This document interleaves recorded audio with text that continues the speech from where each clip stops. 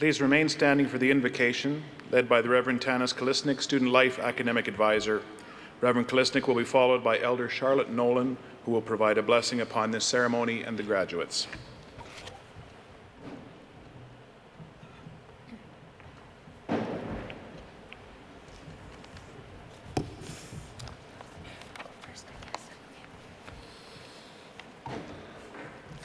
When I look out on this gathering today, I see students who have worked very hard, professors and staff members who have guided them to this moment, and family and loved ones who have been part of their journey.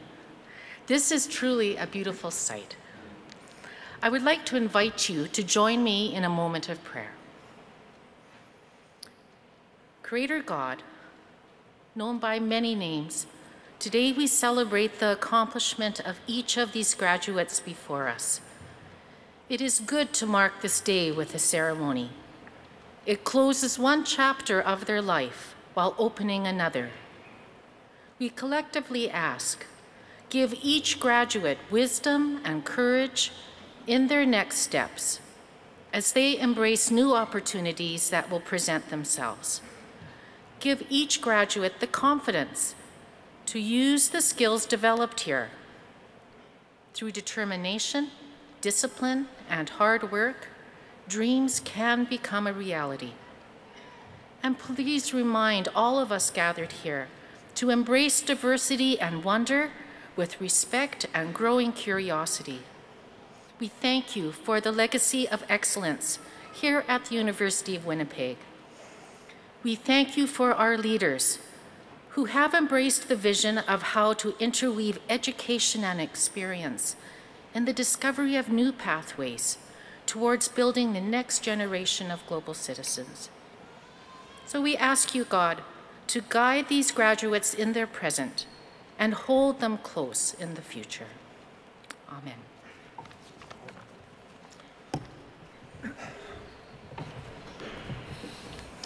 Tansi, bonjour. Hainista, nipa wiskapska kui hu square. Equa, mikasumis the temen pimpatat. Equa, Charlotte. Ki hu ni dodam.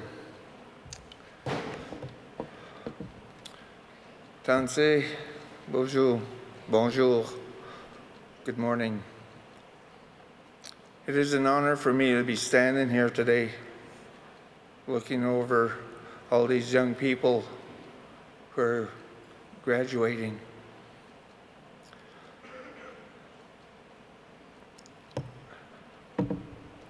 Education is something that runs in our family. I was mentioning to some people this morning that the first two teachers who came out here to Manitoba were my great aunts, Angelique and Margaret Nolan. In many ways, I've followed in their footsteps.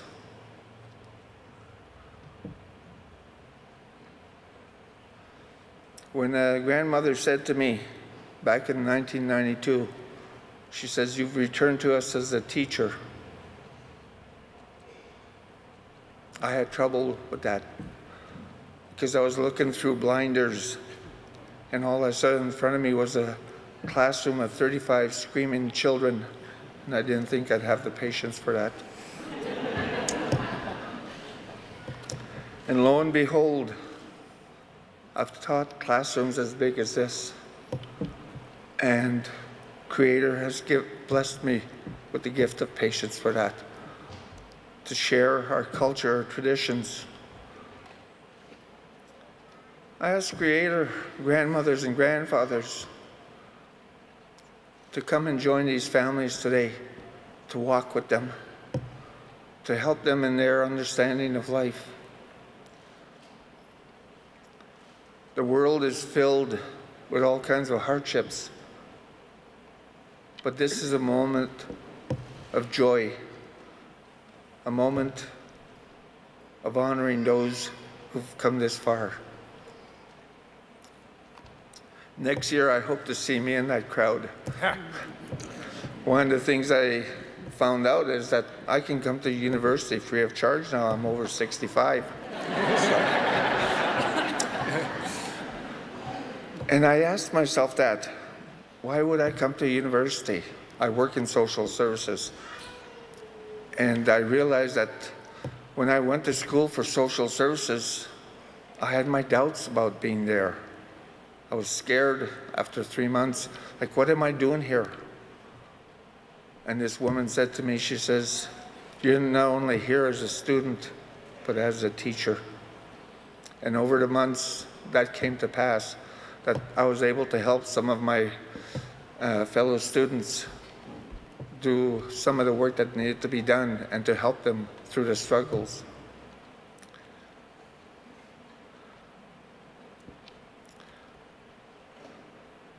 As you go forward from this day, I'll ask for each and every one of you to do me a favor. Take what you've learned here at the university and walk with that. Know that you have a gift. Your mind, it's such a beautiful gift. We can learn so much, much more than computers. But sometimes this will confuse us as we go through life. Always remember, speak from your heart, think from your heart, and act from your heart, and everything will be good. So as you get ready to move forward, rejoice with your families and know that you've accomplished a lot.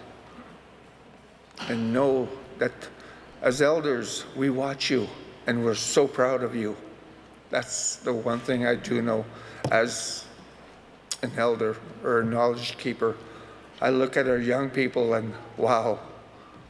I remember when we were holding protests and stand-ins and back in the 60s, and now I see our young people doing that, but doing it with words. So go out there and enjoy life, enjoy all the gifts that Creator and the old ones will provide for you. Ekose, aho.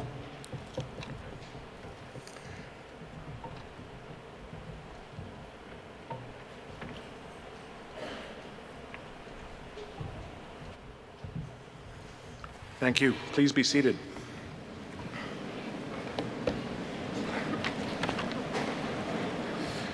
Before we begin, I would like to welcome in our guests who have just arrived. Please be patient as they find their seats.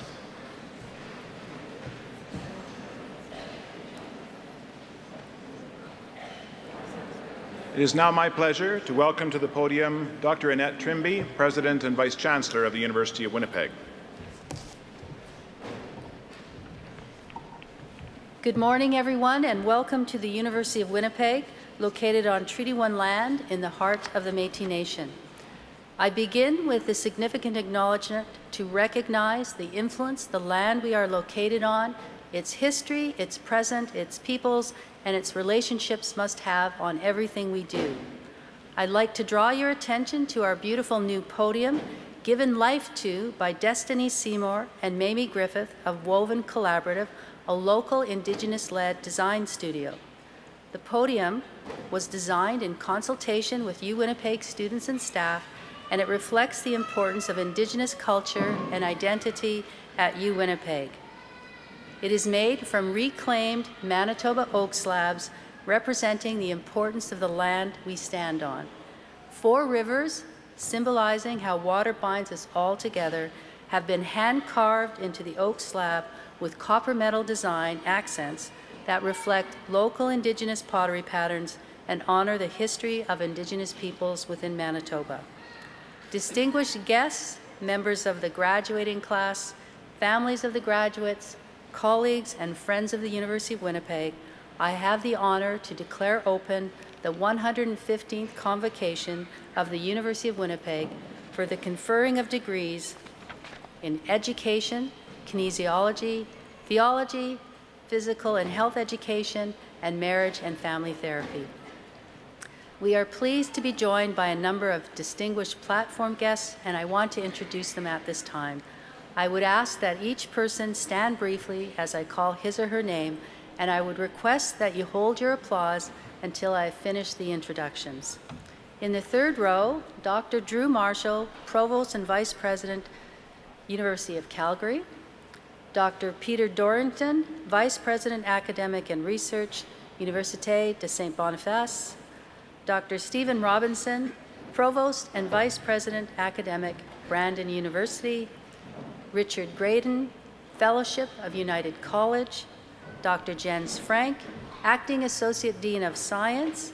John Smith, Executive Director of the Aurora Family Therapy Center. Dr. Narumi Taniguchi, Director of the Marriage and Family Therapy Program. Dr. Kenneth Reimer, Acting Associate Dean of Education. And Charles Beckley, President of the University of Winnipeg Alumni Association. And in the second row, Colin Russell, Registrar. Dr. Lorena Fontaine, Indigenous Academic Lead and Associate Professor. Roberta Marsh, our new Chief Human Resources Officer. Dr. Gino DeStasio, Vice President, Research and Innovation. Mike Emsley, Vice President, Finance and Administration. Dr. Jan Stewart, Deputy Provost, Associate Vice President Academic, Acting Executive Director, Global College. Chris Miniker, Senior Executive Officer, External Affairs. Dr. Doug Goltz, Dean of Science and Acting Dean of Kinesiology. Dr. Glenn Moulazon, Dean of Arts. Dr. Kevin Clace, Dean, the University of Winnipeg Collegiate. Dr. John Anchan, Acting Dean of Education. And in the first row, Alison Cox, Indigenous Knowledge Keeper. Charlotte Nolan, Elder. Reverend Tanis Kalisnik, Student Life Academic Advisor. Lynn Jones, Stars on Spence Street recipient. Dr. James Curry, Provost and Vice President Academic. Bob Silver, Chancellor of the University of Winnipeg.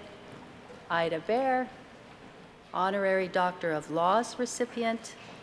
Annie Boulanger, Honorary Doctor of Laws recipient. Dr. Jacqueline Romano, University of Winnipeg Faculty Association President. Karina Couture, Campus Sustainability Award recipient.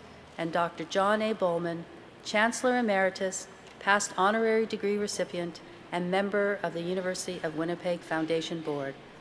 This is your 115th Convocation Platform Party.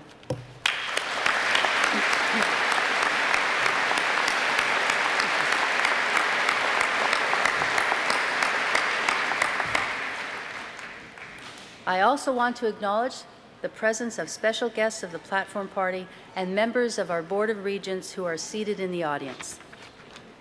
Seated in front of me or serving as marshals are members of our faculty whose wisdom, expertise, and generosity of spirit have contributed so much to the personal growth and academic success of our graduates. We are also joined by many members of our staff, administration, and alumni who are here to share in this celebration and who play essential roles in making this university an extraordinary place to discover, achieve, and belong. I would ask you to join me in acknowledging all of these remarkably gifted and dedicated people.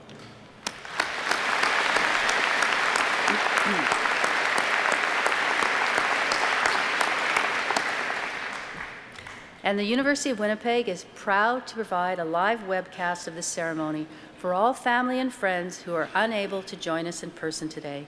Welcome to all of those who are viewing the ceremony online. Convocation is a special time in the calendar of the university.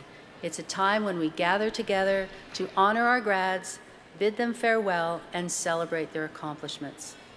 It is also a wonderful occasion to give honors to members of the university faculty, students and staff who have made significant and worthy contributions to our university.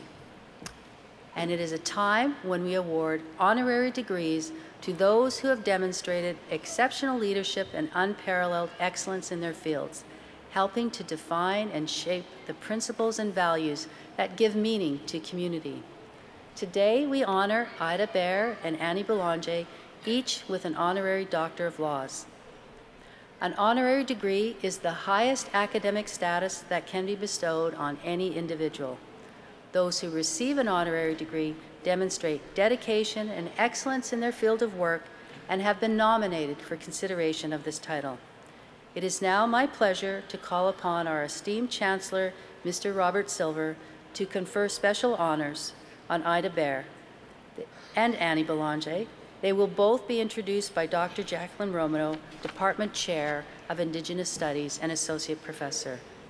Chancellor Ida Baer and Dr. Romano, would you please come forward?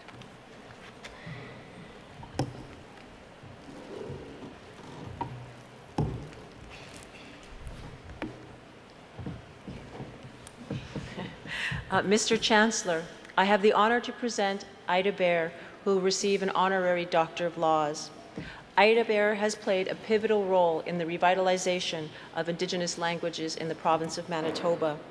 Originally from Norway House Cree Nation, she is an inspirational teacher and Indigenous language advocate with decades of experience teaching Indigenous languages to students at all levels.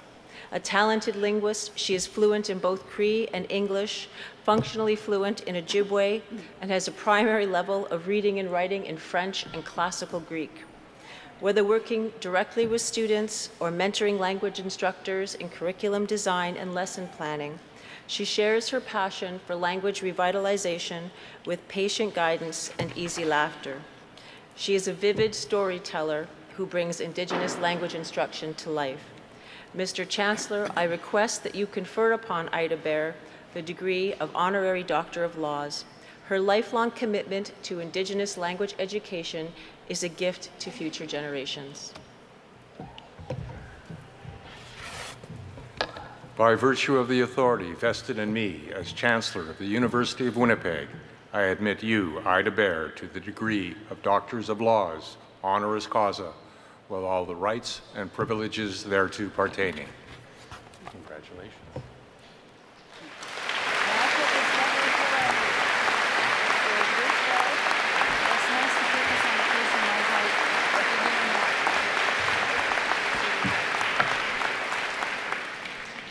So you will slide and then you get to speak right after this.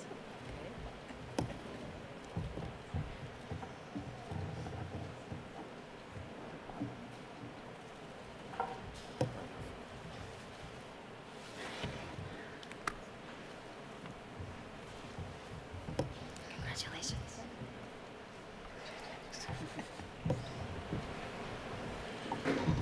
Good morning. Many years ago in the 60s, I sat in an audience of 700 education students to get my first degree. It doesn't seem that long. After I got into the workforce, the machine just took off. I started off as a primary teacher. I had early childhood and I supervised grades 1 to 4 in a country schoolhouse. Very interesting. I remember walking into the classroom and I said, oh my God, I had all these children, you know, from ages 5 up to 9. But before that, I had spent time working in Island Lake in Garden Hill in an OG Cree community. I had a letter of permit from the federal government and they had promised to train me to be in a classroom. And I thought, crash course. Well, being a student myself, I remember procrastinating and then sitting up till 4 o'clock in the morning to finish my paper. But think about it at that time, how technology has really surpassed every expectation that there is for getting papers done. We didn't have that, we had our hands, right? Everything was done handwritten. Research was done manually. We had to go to these card files, look for our books and then go look for them in the stacks, and then we didn't have technology like computers to condense and summarize books and articles and journals and so forth. It was very difficult for me the first year that I went to University of Manitoba. I was fairly young, and not only that, I didn't really have other students to be of support from my own culture. In fact, I was counting on my fingers how many students there were when I was a student, and I'd like to name them. They're known in public right now. One's in the Senate, Judge Murray Sinclair. He was at university when I was there. There's Ovid Mercredi. He's a constitutional lawyer now. He was the Grand Chief for Assembly of First Nations. Then there was Moses Ugimau. And I don't know what his specialty was, but I used to say he's a criminal lawyer. He's from God's Lake, Manitoba, and he speaks Cree. He's still practicing. And then there was Kenneth Young, and he was also a lawyer. Of our little group, there was 8 of us Aboriginal students at that time, back in the 60s. When you think about it, there's thousands of Indigenous students all over here at University of Winnipeg, University of Manitoba. I think what really fascinates me about education is the fact that it's open to diverse groups. There's absolutely no restrictions to anybody, except that you should have a passion and a desire to achieve success at the academic level, at the university level. And I think back from my humble beginnings. 2 minutes? Okay. From my humble beginnings, I grew up on a reservation in northern Manitoba, and I come from a family of fishermen and trappers and hunters and gatherers. And it was actually unheard of at that time in the 60s that anybody from my family would end up going to university. So what was the magic ingredient? For many that pursued higher education is a love of knowledge, wanting to know new things, fascinating things in physics and science and chemistry, in mathematics. When I was thinking about that, about these disciplines, I was trying to get together what I would say to the audience, and I was so scared, what will I say? After all these years of appearing before large audiences, I still get very nervous when I walk to the podium.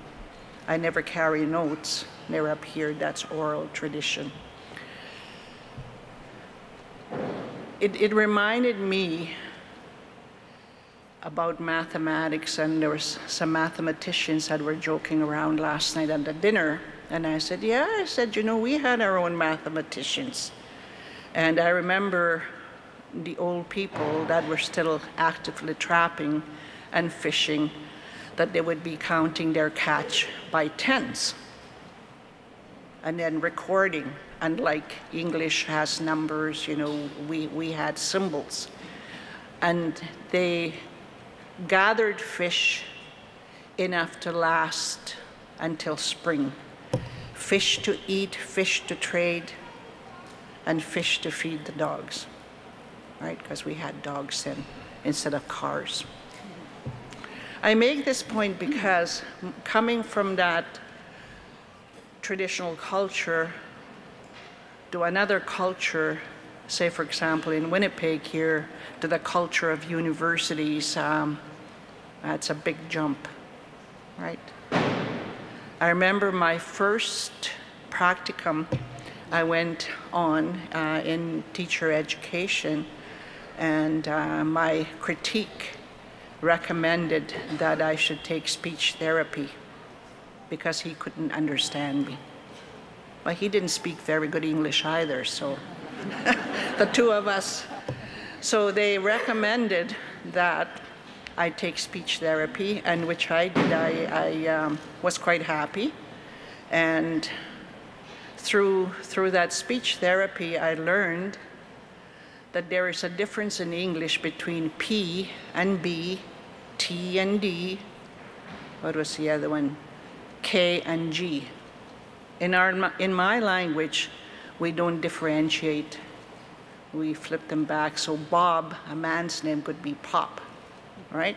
And it makes no sense to us. But other people, hearing you speaking English using Cree structure, find it very humorous. So people used to laugh at us, trying to speak English and that. Although I had use of English from earlier on when I was interpreting and translating for both my grandparents who did not speak English. I have seen history in the making in education.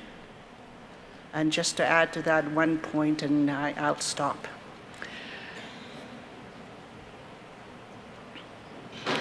When people come out from reservations, they come into really a different environment back then anyway, because we didn't have television. Never saw television until I was 16, going on 17. I was familiar with radio and symphony, classical literature, and so forth from the radio, which cut out at 8 o'clock at night. There was too much interference, too much static. But I learned about boxing. One of my grandfathers was the interpreter for the community, so everybody would crowd around his radio. The batteries were this big, 12 volt. And he would interpret one match I remember by Joe Louis. How many know Joe Louis, the boxer? He was an Afro-American boxer. And he's successful. So here he was, word by word by word he was interpreting. And he read Braille. We were intact in our communities because we were isolated or semi-isolated, and we kept our language. And the tool or the task for the schools were to help us to speak English, academic English, and of course we never got the right instructors. We would have somebody from Europe come and teach us who had an accent, or somebody from a different part of the country like Newfoundland, who know about Newfie English, right? Well, we had teachers from there, right? So English was a focus at that time. But then 50 years later, I was counting last night, how many years was that from the 60s when I was in a classroom to now? I'm still in a classroom, but the situation is the reverse. And I mention this because you as students will get a job and may stay in a job maybe 5, 6 years, then you'll move on to another job. It's not unusual for young people to switch careers 5 times. I did it many times in my career, and I ended back up in education. So today, instead of struggling to learn English, we're struggling to get back our language. So Cree is not spoken at home anymore, except by a few, I think. And so in 50 years, we have lost our language, our indigenous language. And that's one of the things that I hung on over the many, many years. I started off at the University of Manitoba. I was there for 28 years, doing the same thing, introductory Cree, intermediate, and working with the language, breaking ground. And then we went into technology with multimedia programming in our labs, which was a demand for me because I was old school. What did I have to do? I went back to school and I studied computers, right? So when I ended up getting a job at Red River, they were using different computers, IBM. Guess what I had to do? right? Because I did Macintosh Apple before. So it seemed like in all my 50 years of my career, that's how long I've been working. I've had to train and retrain. And so as students and graduates, this is something that you will have to look at, because our society changes so fast. Just when you've accomplished and mastered something, something changes. So when you're going out as students, you are going out into society that has new things in the works, new things from what you know from looking at your parents, you know, with old school technology and so forth. It's fast today. And what I tell graduates, I tell my children, it's not enough to go to school once. You may have to re-enter education at so many levels within your lifetime of career. Marriage and staying at home is kind of obsolete, I think. But I think it's changing right now, because there's research to show that there are children who have their moms at home seem to be healthier, well-adjusted, and so forth, right? I raised my kids in daycare, so I wouldn't know that one there. So I want to give the graduates a word of advice. Be open in everything that you do. Our world is so diverse, it changes for everyone, not including a Cree-speaking woman who has, I think I'm very resilient in Western society. In any situation, I'm very comfortable. And I think that you ought to too, you know, be confident in different situations, that it's not fearful. Once you get there and you become familiar, then, you know, you have so many skills that you've received at this university. And we've been here since 1999, my colleague Annie and I. We've been teaching here in the languages department. And we see students coming and going at all levels, because we're in building M, chemistry and sciences, just down the hallway there. A wonderful field. So with that, good luck. Although you don't need luck, you need skills. Thank you.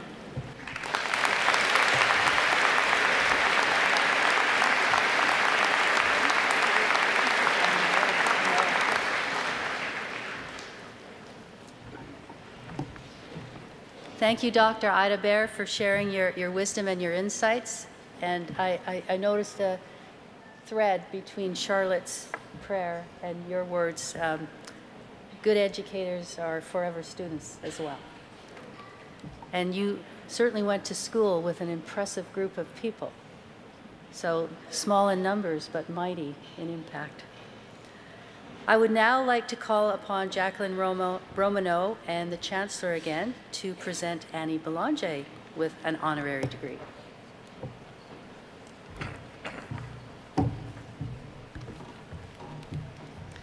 Mr. Chancellor, I have the honor to present Annie Boulanger, who will receive an Honorary Doctor of Laws. Originally from Barons River First Nation, she has dedicated her life to the preservation, retention, and revitalization of the Ojibwe language, culture, and history, and the history of the Anishinaabe people. Her progressive approach to language instruction includes land-based learning and second language acquisition approaches using multimedia to develop lessons. A social, cultural, and political influencer, Boulanger's dedication to language revitalization is evidenced by her work as a translator, a transcriber, curriculum development specialist, and as an instructor. Her ability to create bridges between elders and youth has led to the development of a wide network of language nests, a bilingual and immersion-based approach to language revitalization that inspires and equips a new generation of speakers. Mr. Chancellor, I request that you confer upon Annie Boulanger the degree of Honorary Doctor of Laws for her long-standing commitment to Indigenous language preservation and revitalization, both in the Academy and in her community.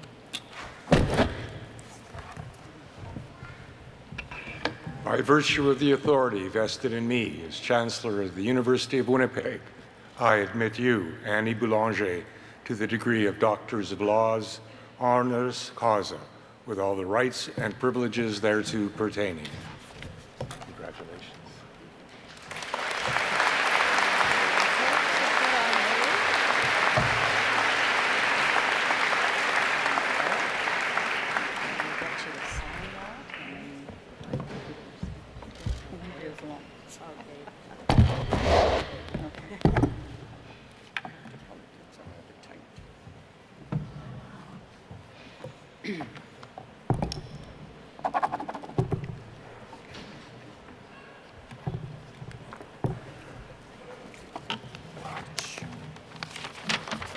Congratulations, Doctor. Thank you. This is a little bit tighter on my neck. Let's see. Okay, yeah, Relax. good. Okay. I'm going to start off by saying, Bojuanin, Mamana Nakindishnikas, Wikimansin do Dem, Mikinakaking Donji. For myself, it's very important that I say my Anishinaabe name and also my clan and where I am from. So greetings to everyone, to the President, Chancellor, professors, staff, family, graduates, family and friends of graduates, and also supporters. First, I want to say, Kshimigwech, a big thank you, and I am honored to receive the Honorary Doctor of Laws from the University of Winnipeg in recognition of Indigenous languages, culture, and history. This year, the United Nations declared the International Year of Indigenous Languages. I am extremely honored to be able to speak and share my Indigenous language, Anishinaabe, culture, Minupmadziwin, and history to all learners. I grew up in Omimiuziping, it's Barons River First Nation, in a large family. I was very fortunate as we were able to learn Anishinaabe, Ojibwe language, stories about our culture, ceremonies, and learn the traditions and customs through my upbringing. Today, I acknowledge and say Kshimigwech, thank you to my ancestors, grandparents, parents, family, elders, knowledge keepers, and community people, as they worked hard to pay the way for us. My grandparents and parents had a very strong work ethic and integrity, who lived by their values and principles, which has been passed down from generation to generation. We learned through observations and listening to stories, and by doing, through the teaching of our parents and grandparents. Today, we live in a different era where we can access things instantly. It was not like that in the past. Graduate, today is your special day, celebrating your accomplishments through your hard work and sleepless nights. It is also a good day to say thank you to everyone who has helped you during your studies. As we move forward, you will gain new accomplishments, face challenges and obstacles. But now you have a network of people and mentors who will help you and guide you. And you too will provide that service. You will gain new experiences and meet new people throughout your journeys. Education and work experience is part of our lifelong learning. Whatever path you take, I wish you all the best. Remember to have courage, be mindful of others, and continue to inspire others in your chosen profession, as you too will become a role model in your community. Ame Kchimigwech.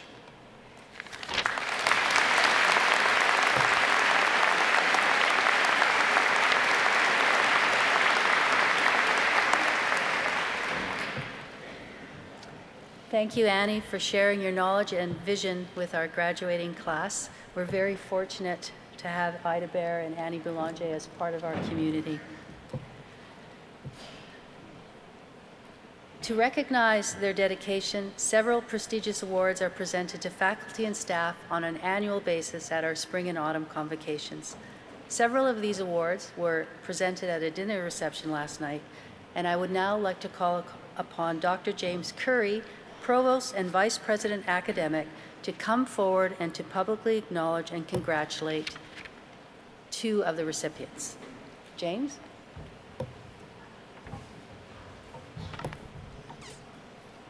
Thank you, Dr. Trimby.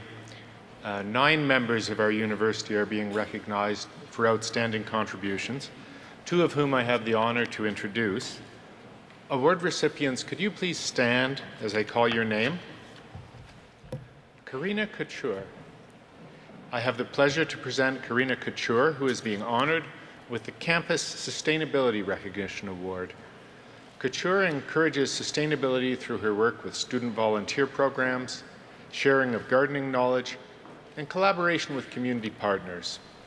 Since her arrival at Winnipeg in 2014, Couture has been involved in teaching and sharing sustainable growing practices with students in the community. Couture is currently a biology instructor, and she coordinates the biology department's annual plant giveaway project.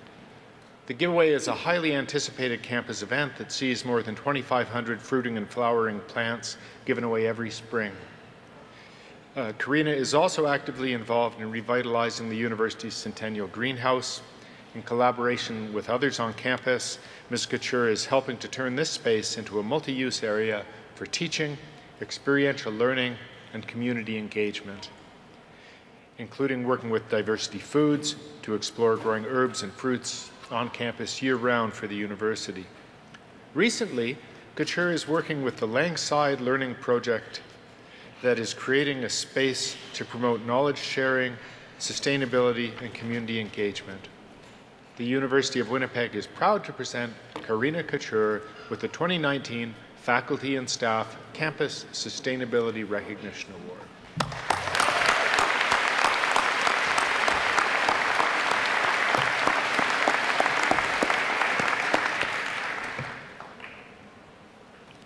I have the pleasure and some personal satisfaction presenting Lynn Jones, who is being honored with the Stars of Spence Street Prize. Jones has dedicated her 40-plus years of service to doing everything she can to make Winnipeg a better place for students, faculty, and staff. Arriving in 1977, she first worked as a library assistant before joining the office of the Vice President of Finance and Administration, supporting 5 successive vice presidents and 4 presidents. Jones was closely involved with the planning and construction of many iconic campus locations, including the Duckworth Centre and Bowman Student Centre. The Duckworth Centre, where we are, was soon a second home for her as she became an avid Westman volleyball and basketball fan. Outside of attending games, Jones has supported the Westman Scholarship Program and hosted visiting student athletes in her home. She was also instrumental in establishing the university's first recycling program and has been involved with the United Way campaign for more than 30 years. The University of Winnipeg is proud to present Lynn Jones with the Stars of Spence Street Prize.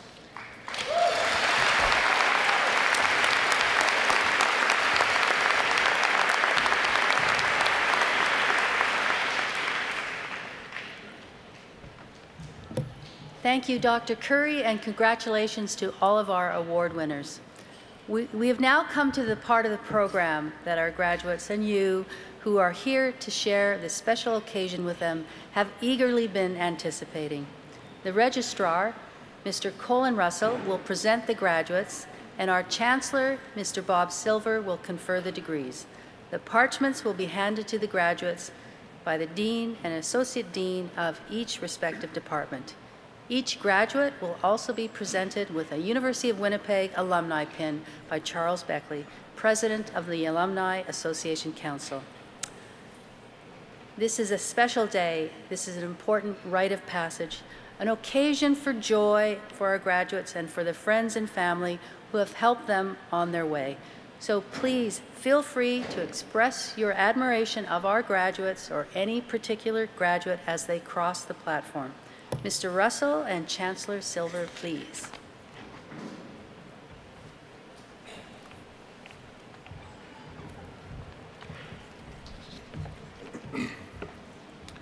Would the graduands please rise as their degree is called and remain standing while the other degrees are announced.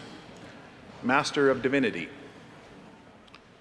Bachelor of Theology, Master of Marriage and Family Therapy, Post-Baccalaureate Diploma in Education, Bachelor of Education,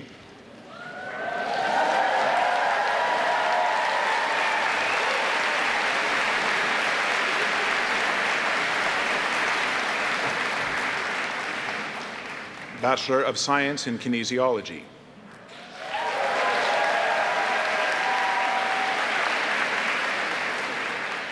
Bachelor of Kinesiology,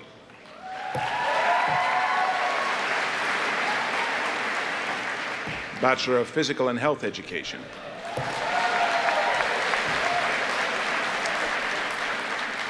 Mr. Chancellor, on behalf of the Senate, I request you to confer upon these candidates and upon those receiving their degrees in absentia the degree for which they have qualified. By virtue of the authority vested in me as Chancellor of the University of Winnipeg, I admit those present and those receiving degrees in absentia to the degrees for which the prescribed studies have been completed, with all the rights and privileges thereto pertaining.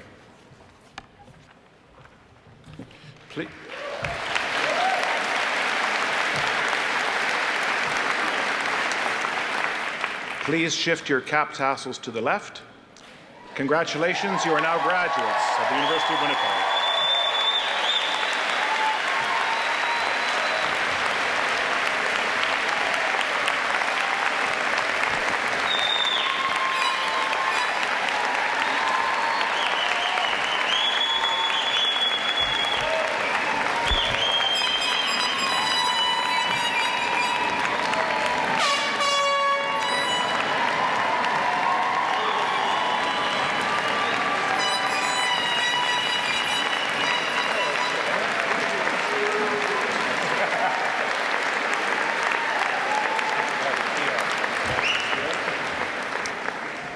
Thank you. Please be seated.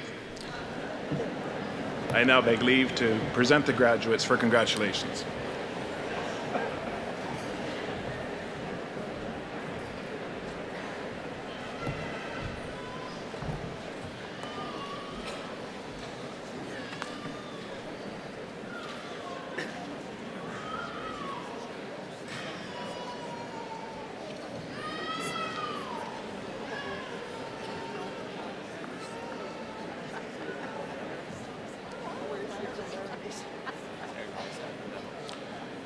The recipients of the Master of Divinity degree, receiving the Nisbet Memorial and Winchester Prize, Ji Young Jennifer Choi.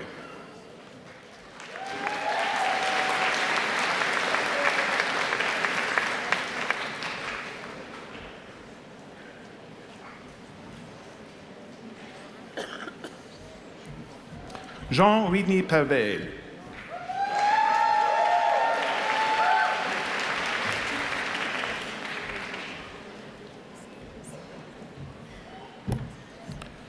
Kurt Antonio O'Brien Sharp.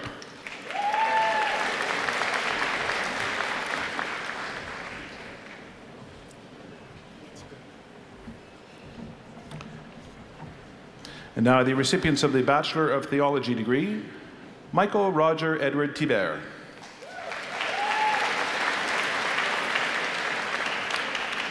Michael is receiving the Tate and Anderson Prize.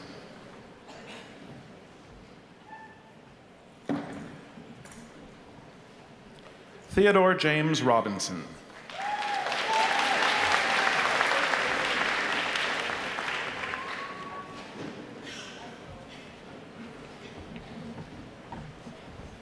Now the recipients of the Master of Marriage and Family Therapy degree, Jacqueline Erin Fox.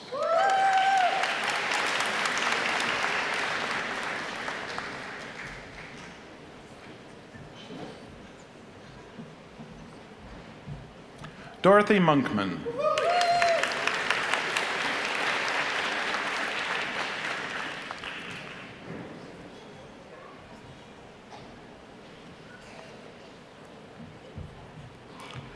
Melissa Ann Steele.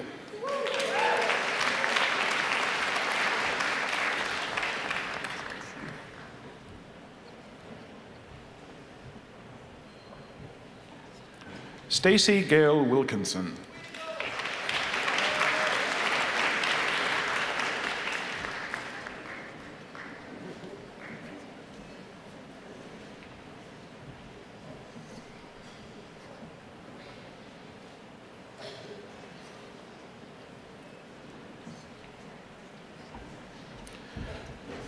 Now the recipients of the Post-Baccalaureate Diploma in Education, Jennifer Nicole Anderson.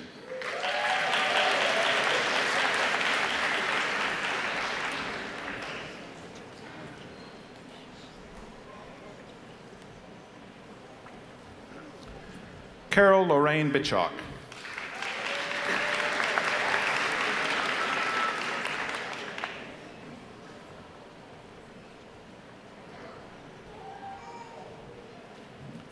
Rebecca Ann Brown.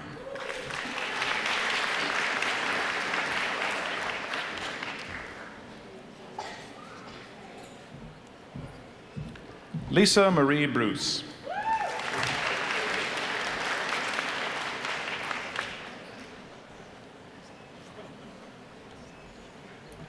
Evelyn May Clark.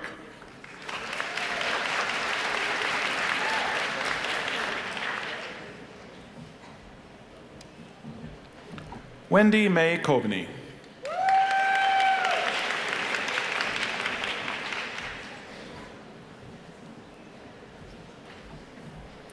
Megan Jacinta Ferreira da Silva.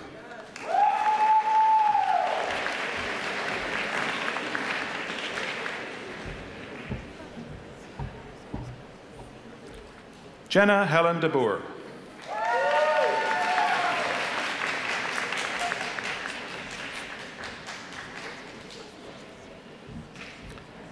Kirsten Rachel Dobriansky.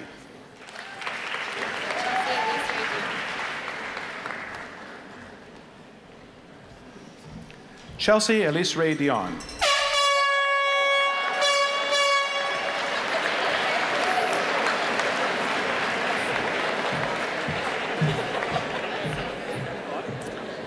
Michelle Lynn Marie Dombeck.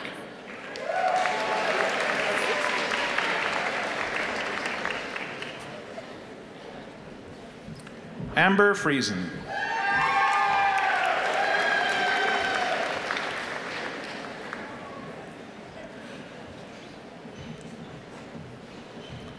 Alison Chelsea Giroux.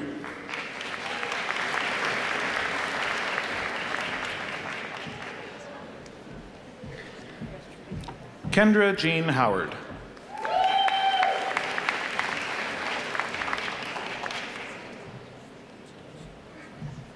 Janine Ann Jaworski.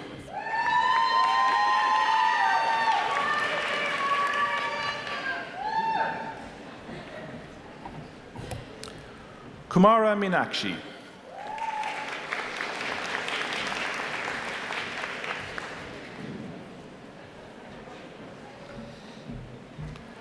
Kristen Agnes Irene Phillips.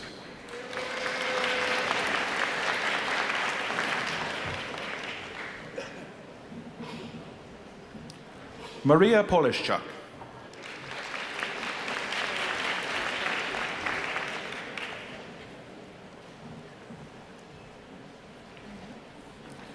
Nikki Albina Simard.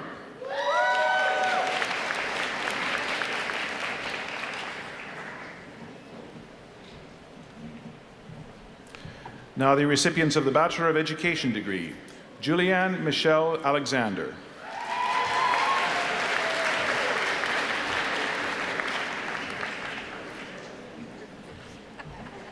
Stephanie Yvonne Carroll Amateur.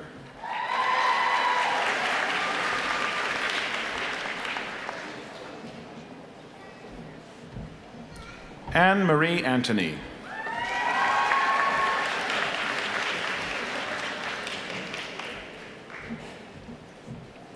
Lindsay Dawn Baldock.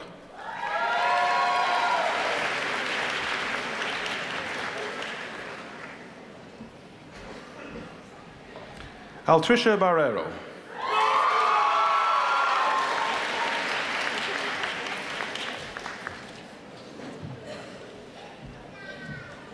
Tristan Morgan Barteski.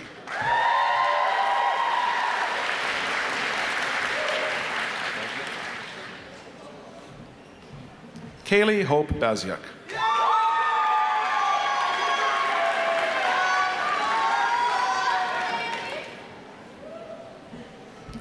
Jody Brianne Beauchamp.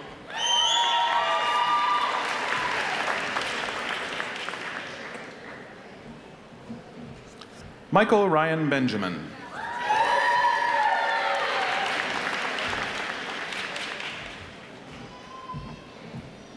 Courtney Ariana Best.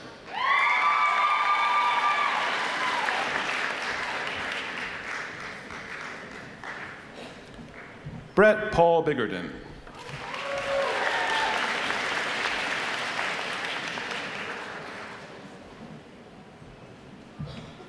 David Robert Blanchfield.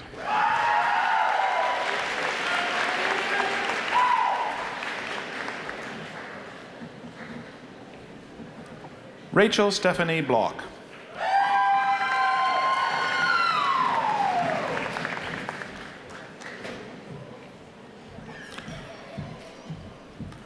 Paul Aginam Botange.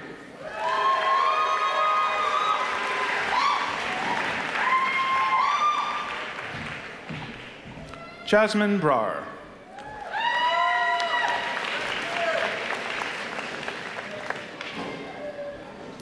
Amandeep Kaur Brar.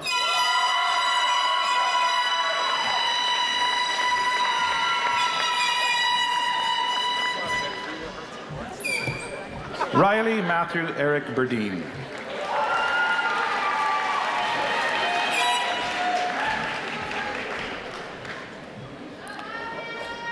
Alexandra Virginia Braesky.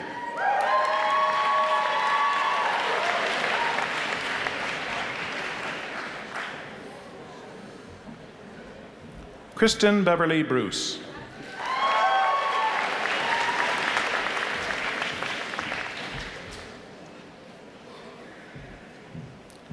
Margaret Doolan McLeod Bryson.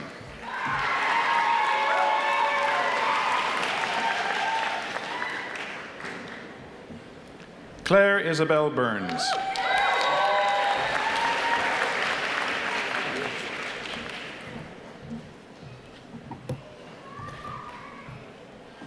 Kayla Lynn Busoli.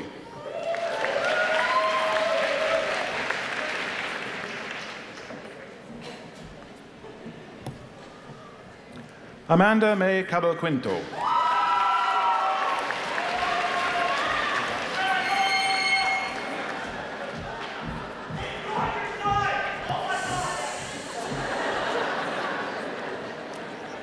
Eunice Ann Cadau.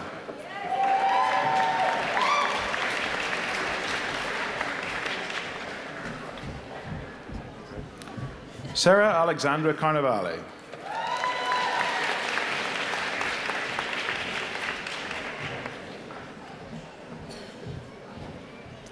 Larissa Emilia Chimuk.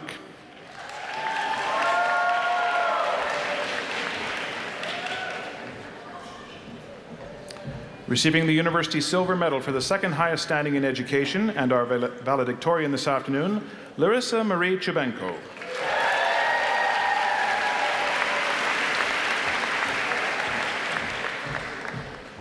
Receiving the Bill Gadsby Pre-Service Teaching Award, Danielle Comeau.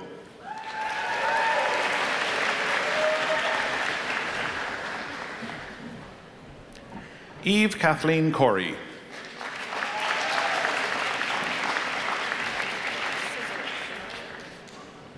Brianne Chanel Sizowich.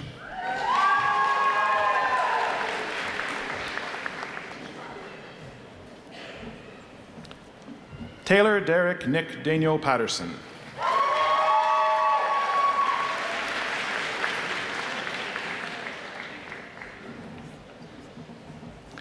Darian Eleanor Marie Davidson.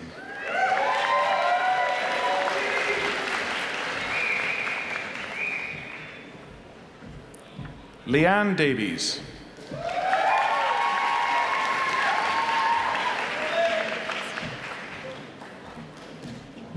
Melissa Ashley Dayton.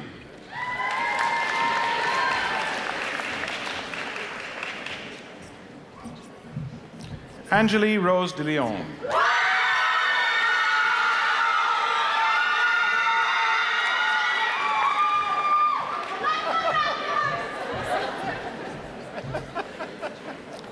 Christy Kathleen DeFair.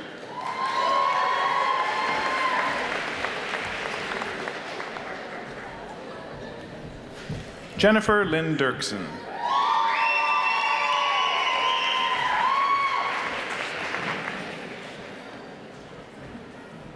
Jessica Renee Devlin.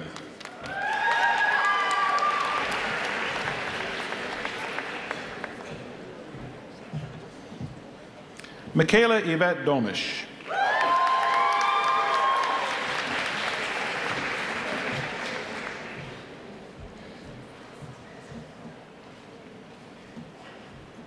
Alexandra Karen Dormer.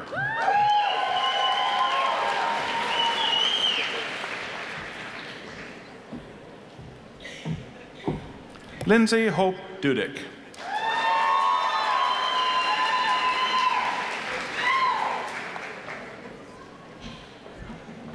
Kaylin Melinda Dunn.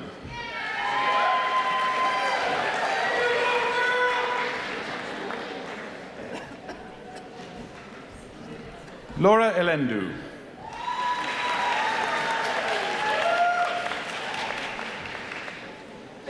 Receiving the University Silver Medal for the second highest standing in arts 3-year and the gold medal for 3-year English, Melita Cora Enns.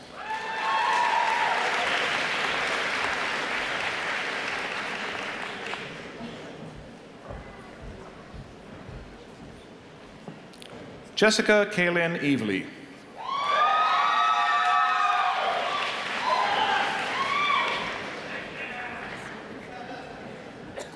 Andrew John Fauché.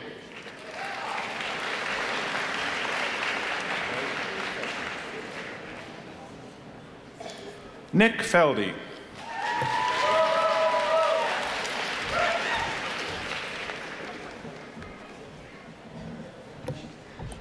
Ariel Calama Fernando.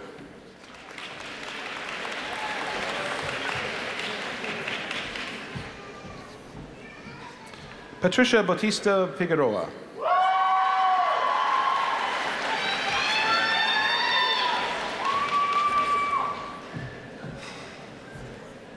Teresa Suzanne Friesen.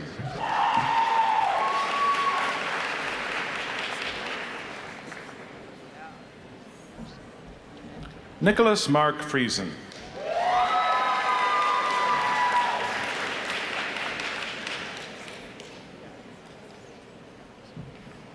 Juanita Roberta Francis Froese.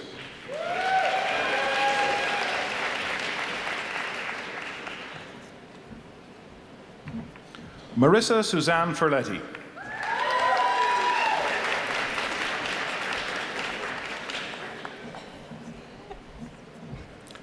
Cyrus Quenelle Gervais Tourangeau.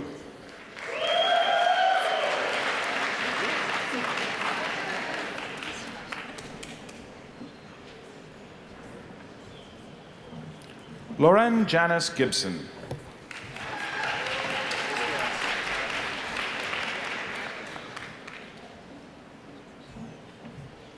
Bailey Gillies.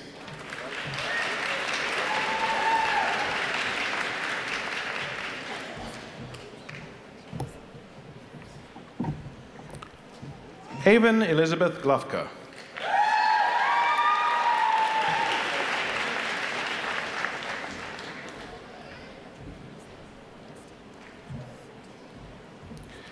Nicole Nadine Golbou.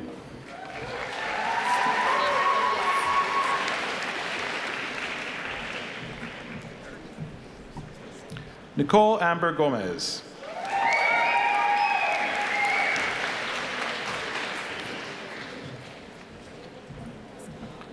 Taylor Mackenzie Gowie.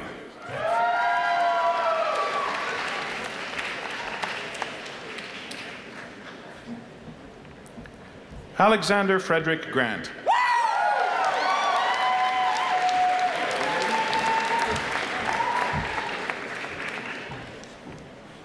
Chelsea Gwindon.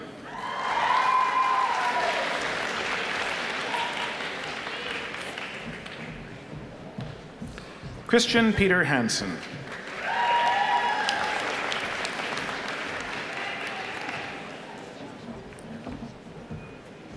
Brooke Avery Victoria Heron.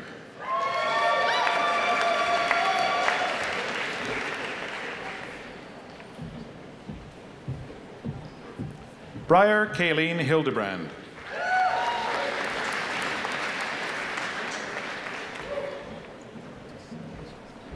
Ryan John Harabi.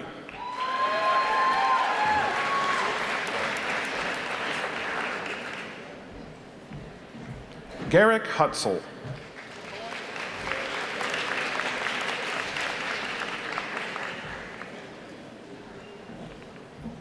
Anthony Peter Lloyd Ingram.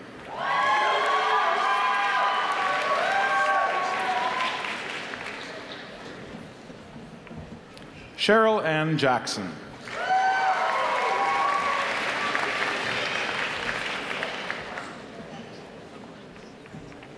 Tatiana Christian Yanovchik.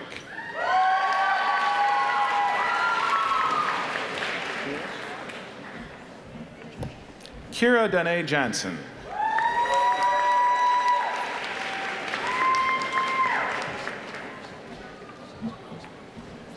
Victoria Lane Jones.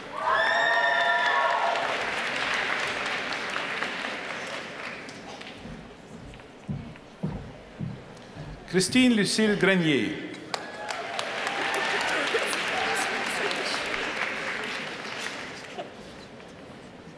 Monica Kasperkevich.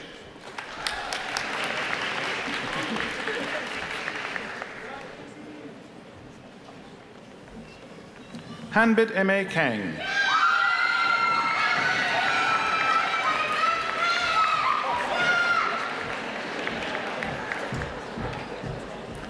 Jennifer Brianne Kasprick.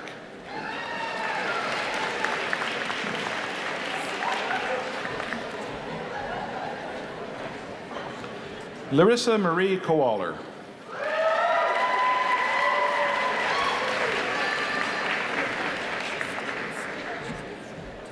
Chloe Madison Kaler.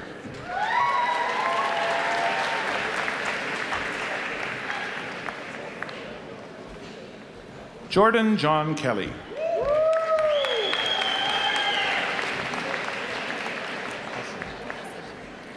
Shelby Jane Kesson.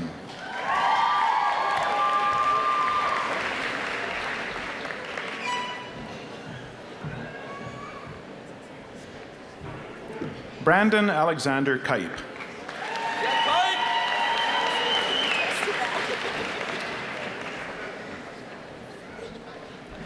Courtney Marcia Kirkness.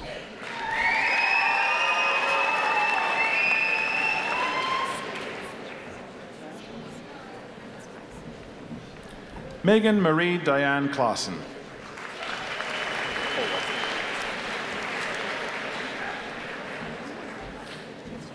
Sean Cola.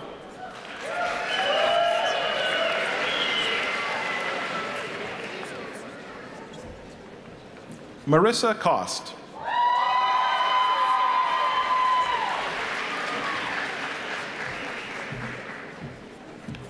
Shayla Dawn Kostiniuk.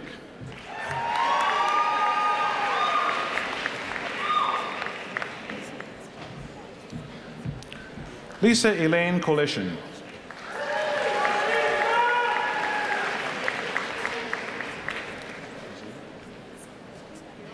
Marie Kozera.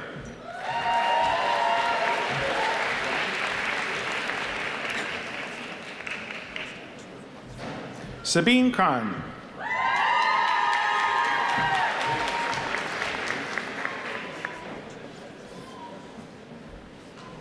Eleni Craiusi.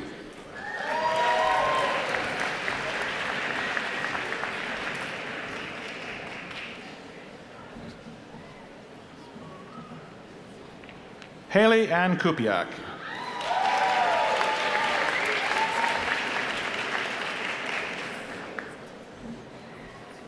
Anuja Kaushal.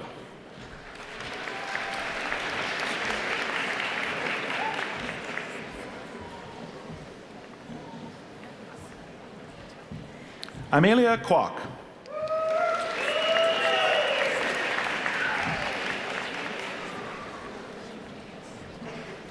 André Maurice Labossière.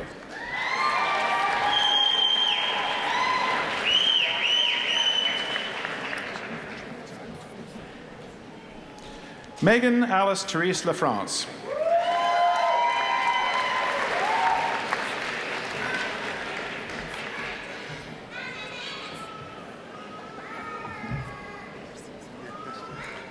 Janelle Corinne Laundrie.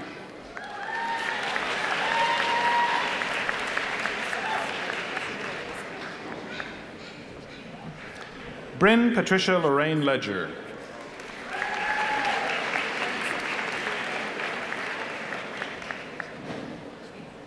Megan Patricia Lewis.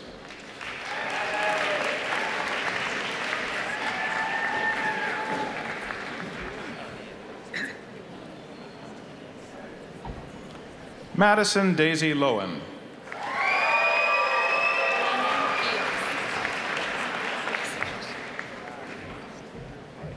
Gwenan Gias.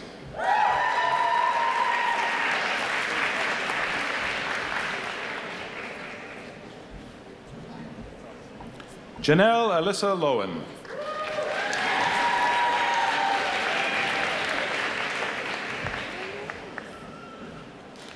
Kaylee Paige McDonald.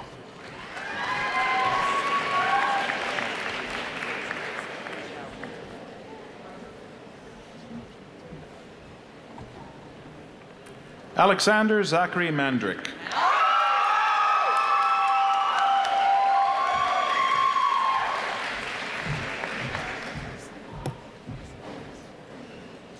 Danielle Marie Marcisa.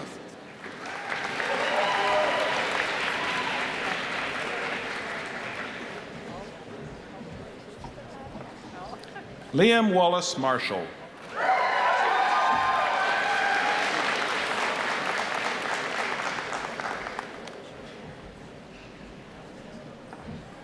Haley Brianne Martins.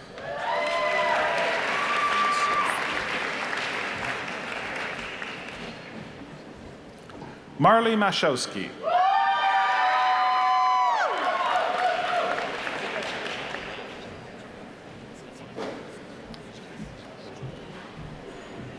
Jolie Maxfield.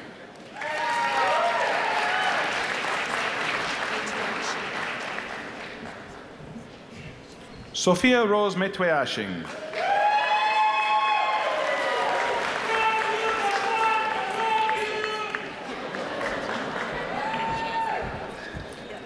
Devon Jacqueline McFadgen.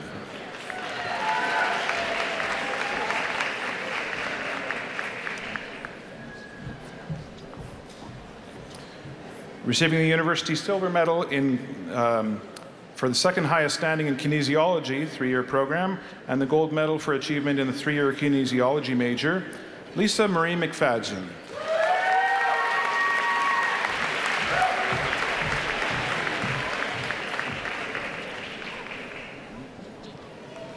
Madison Elizabeth Meekin.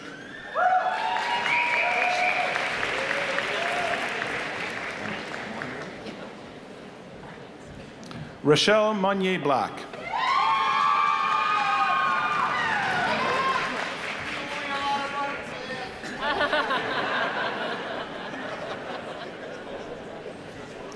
Brittany Morose.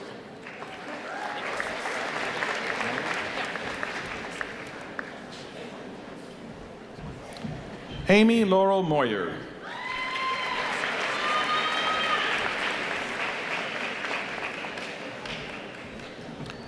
Ian Edmund Douglas Mullins.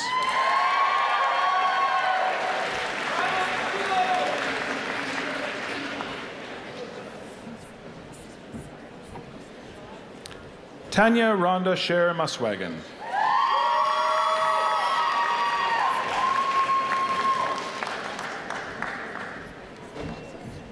Erin Kathleen McCashew.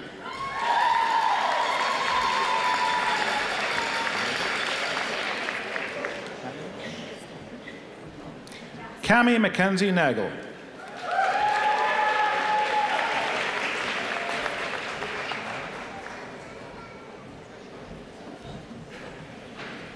Shania Neyron.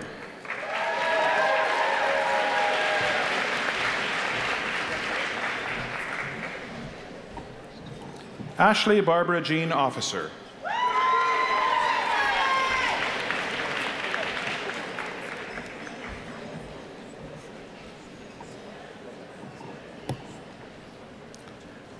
Chelsea Lynn O'Hanley.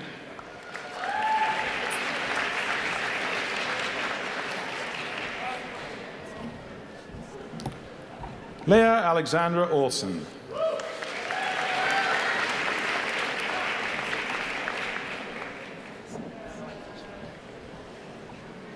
Tony Ellen Nadine Olson.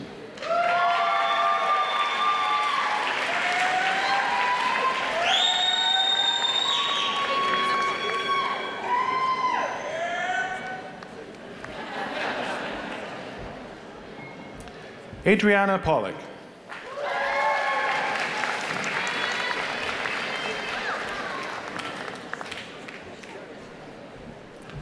Amy Nicole Penner.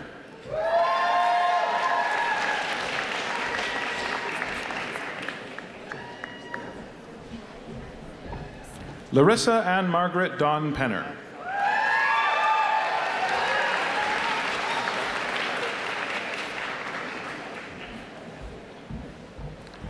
Haley Christine Pershot.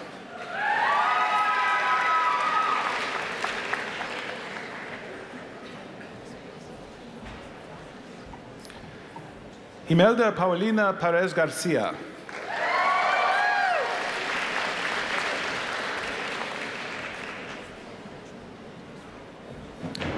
Kelsey Louise Persowich.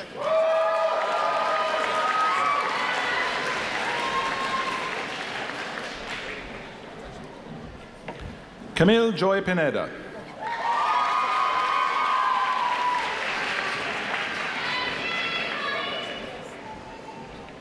Alexander Marshall Potter.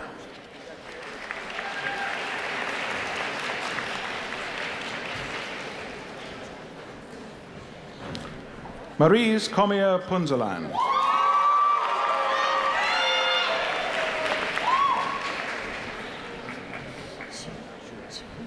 Ling Ling Chu.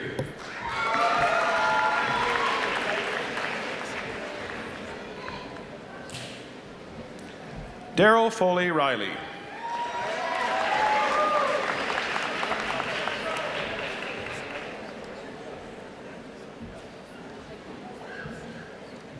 Calissa Bryn Shirley Reimer.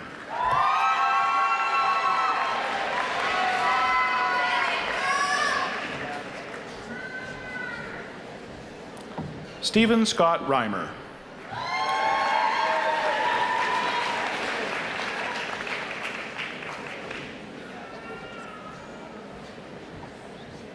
Caitlin Abby Rempel.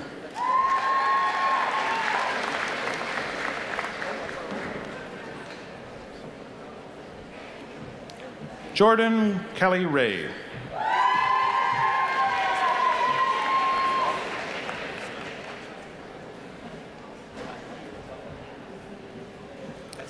Chelsea Joy Rivad.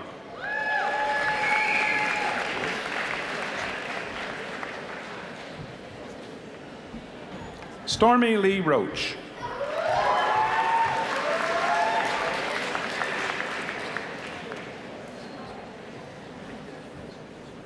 Crystal Brianne Roberts.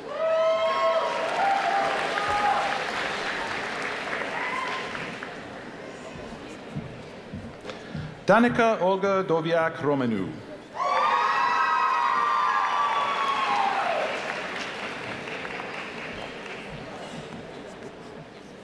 Hazel Roque.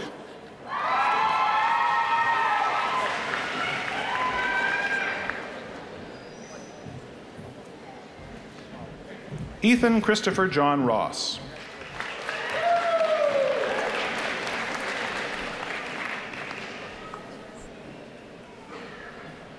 Dustin David Ross.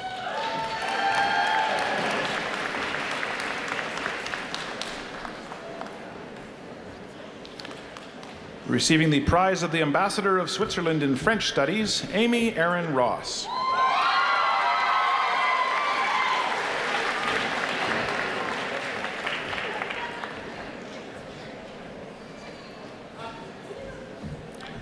Vanessa Rose Ryle.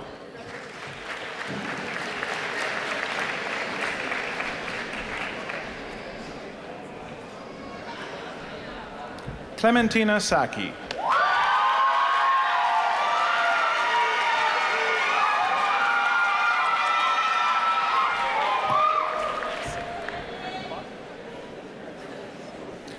Aaron Ray Seiko.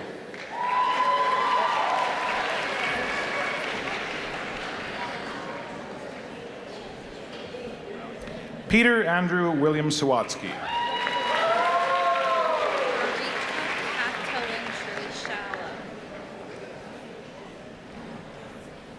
Marika Catalin Shirley Shala.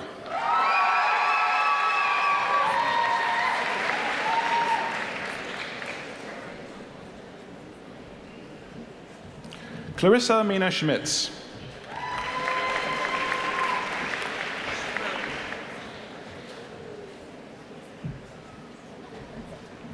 Julia Megan Schroeder.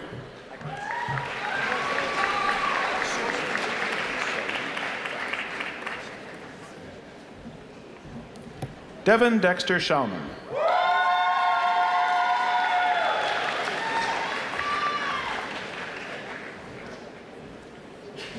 Brooke Lee Sigurdsson.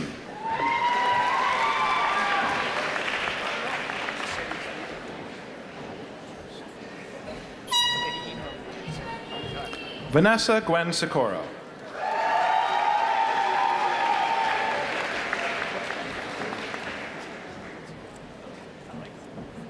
Amanda Christine Sinclair.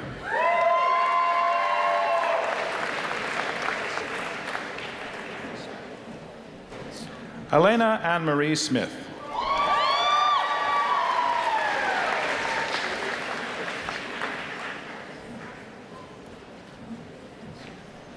Amy Emily Smith.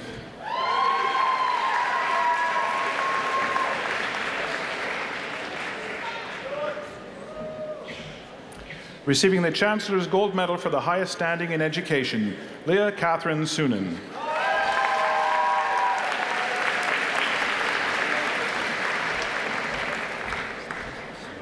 Philip Arnaldo Souza.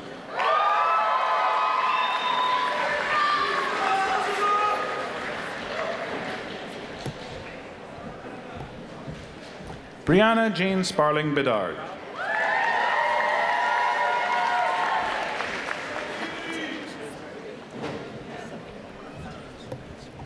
Sarah Louise Steinbart.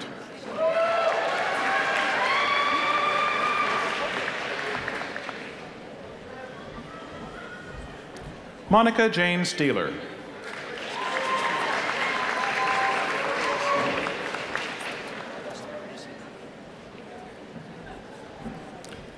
Abby Marie Stoughton.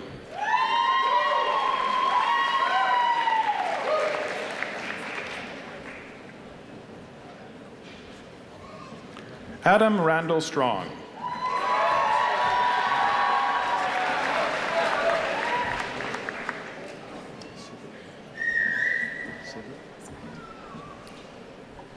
Brianne Amber Sivret.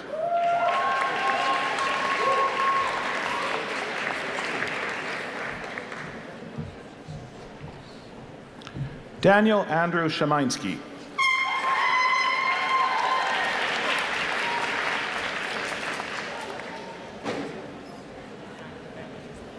Brianna Michelle Taylor.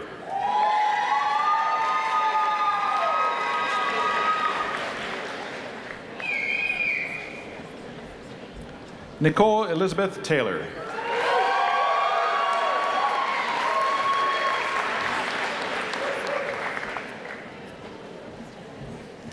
Kate Lorraine Thorosky.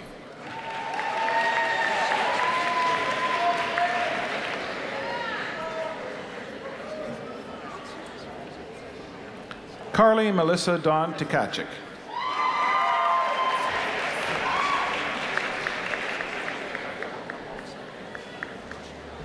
Brittany Noel Taves.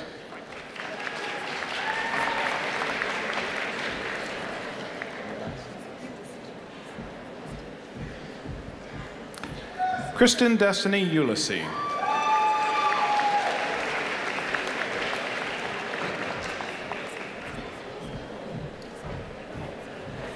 Ryle Cornelius Unger.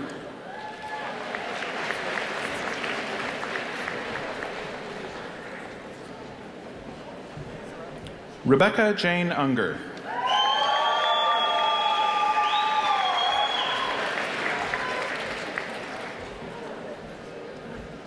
Ikjot Kaur Apal.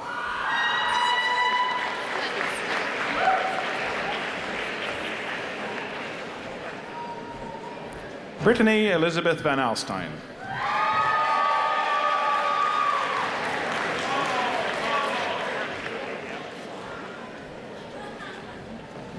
Tasha Vinci.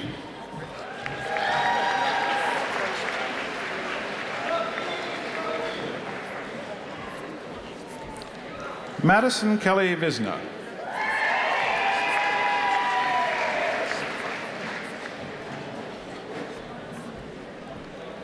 Connie Alana Marie Wall.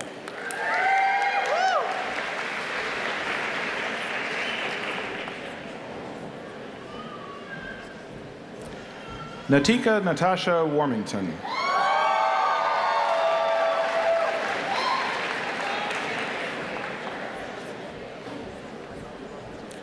Grant Edward Watson.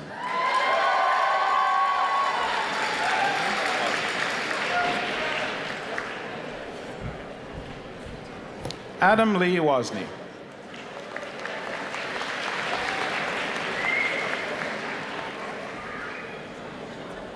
Weldon Gavin Neil Webster.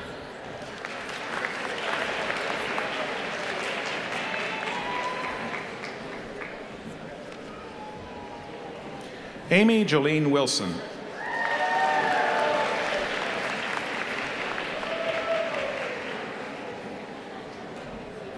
Robin Victoria Wilson.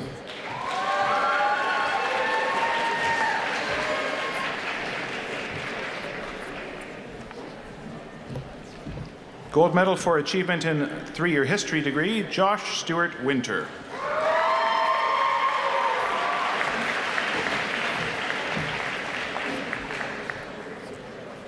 Terry Lynn Bonnie Wood.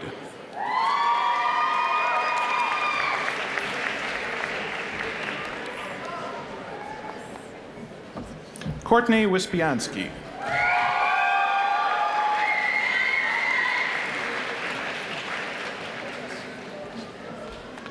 Stephanie Kristen Yalitz.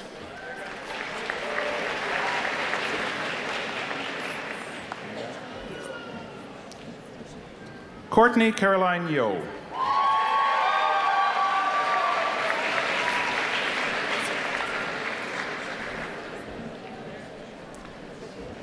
Liam Zarillo.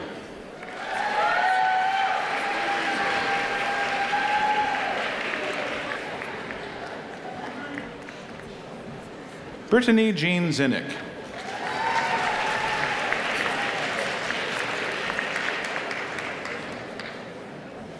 And now the recipients of the Bachelor of Science four-year degree in Kinesiology, Chinwoke Ifeyenwa Nikiruka Azagwara.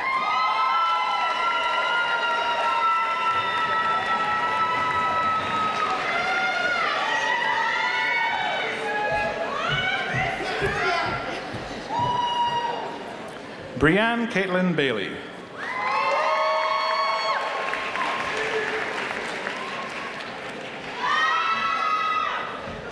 Derek Brogan.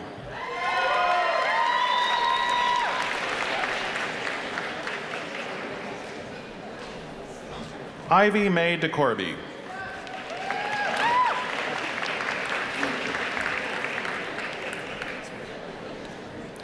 Amelia Mackenzie Duncan.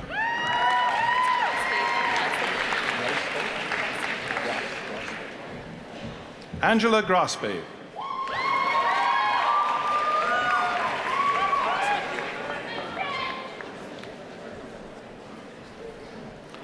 Nicole Helen Haleko.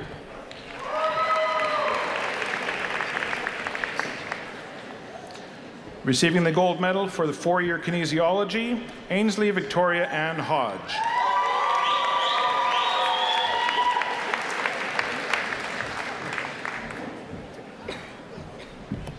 Kelly Dawn Jonason.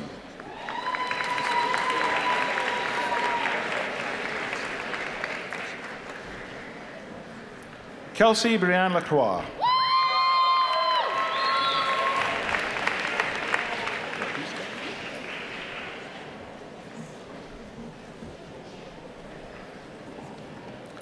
Stephanie Kathleen Lacusta.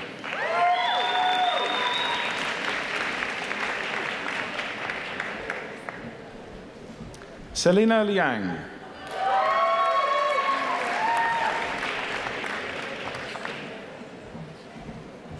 Ying Liu.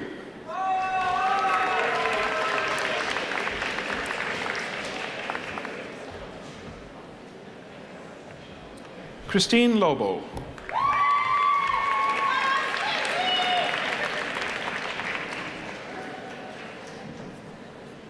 Receiving the University Silver Medal for the 2nd highest standing in Kinesiology, 4-year, Maitland Martin.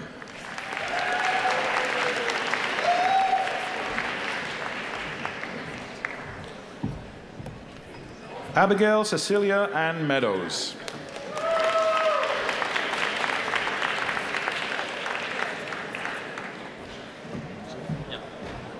Ryan Nicholas Mosel.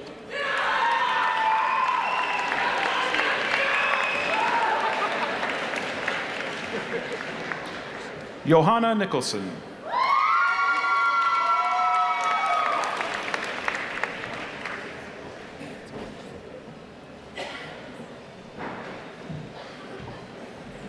Erica Jeanette Nickel.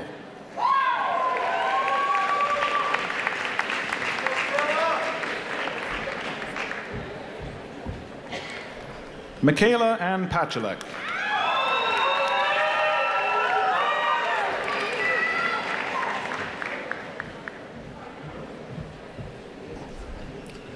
Vincent Cesar Perez.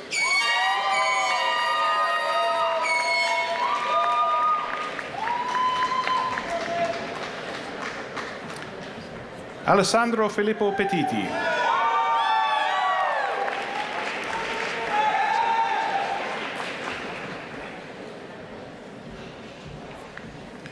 Alexandra Victoria Rose.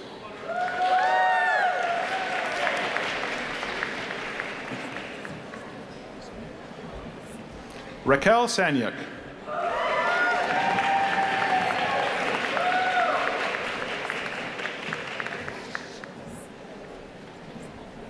Jennifer Dawn Seekings.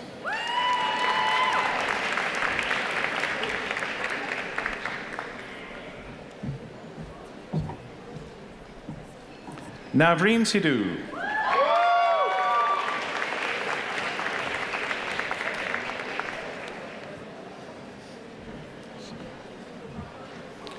Emily Chantel Smale.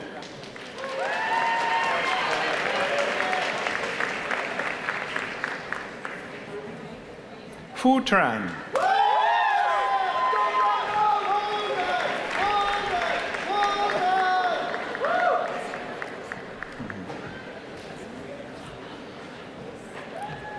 Evan William Zachary Van Dale.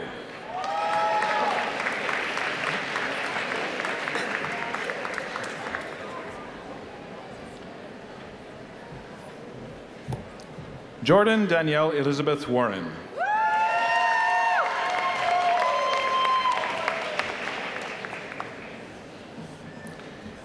Kaylin Jessica Wood.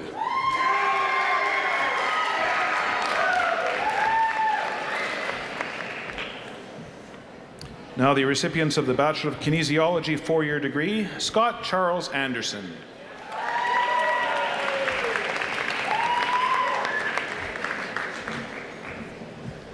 Megan Brooke.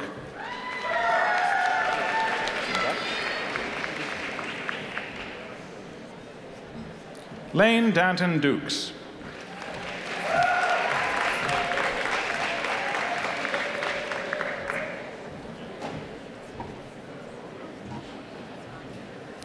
Madeline Marjorie Ferguson.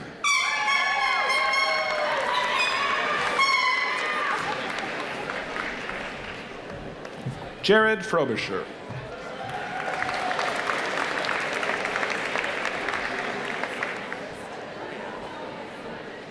Brittany Golebiowski.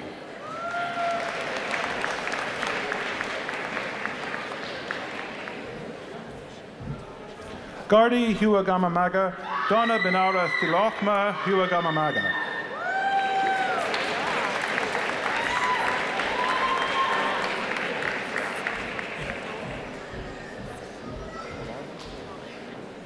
Rachel Hollod.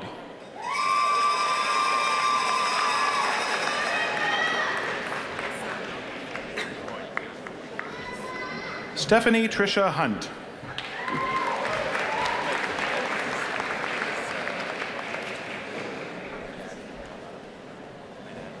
Receiving the Chancellor's Gold Medal for the highest standing in kinesiology 4-year program, Holly Nicole Cashton.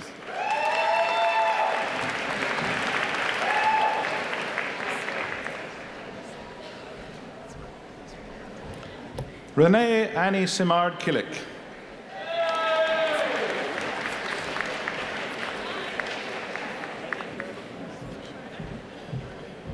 Brendan Kyle Lee.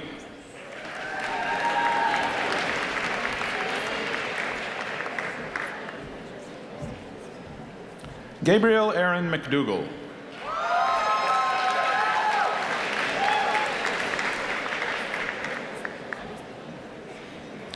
Callie Ray Caroline Noctegal.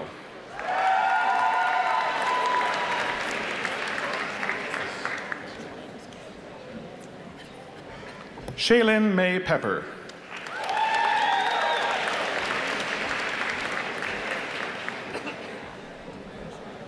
Shannon Ray Serres.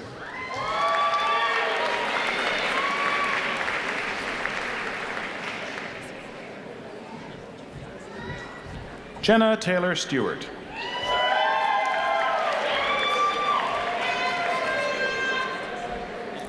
Quintana Jordan Sandra White.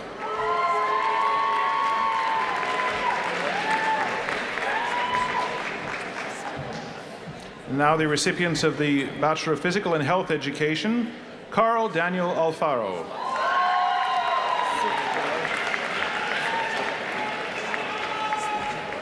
Suk Brar.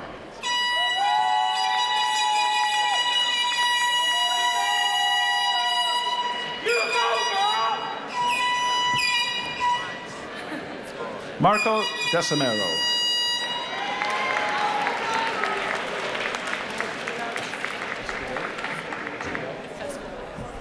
Natasha Dorel Esquivel.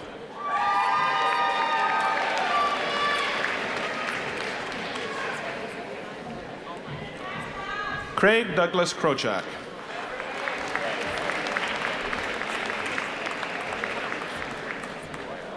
Suzette Doris Marie Larochelle.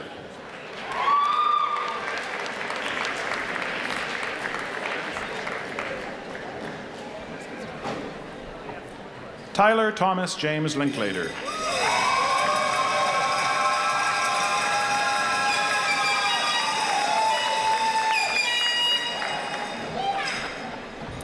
Receiving the Chancellor's Gold Medal for the highest standing in Kinesiology 3-year program and the Gold Medal in 3-year Physical and Health Education, Kevin Andrew Lowen.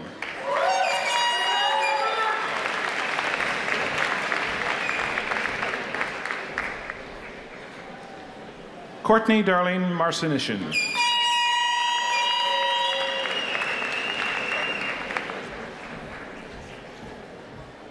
Rachel Margaret Meiklejohn.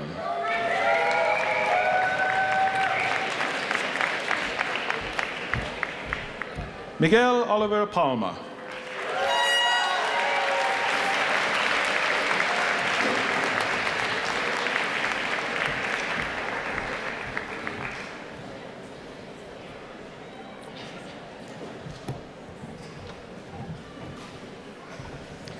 I'm pleased to present the graduating class of Spring 2019.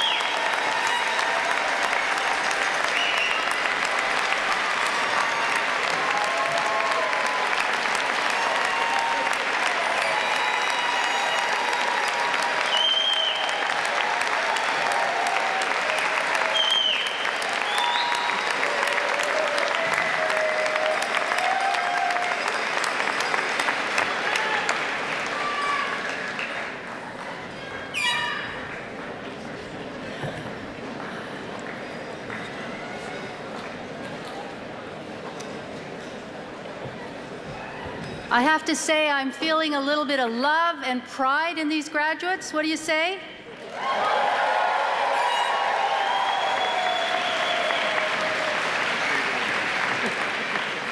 Maybe a little relief? No. I always say that the Chancellor and I have the best seats in the House because we get to see the students, now graduates, as they walk up to that podium over there. And to be honest, many of them look a little tentative. They look a little stiff. And then they start to walk up the stairs, and then Colin Russell says their name, and he gets it right.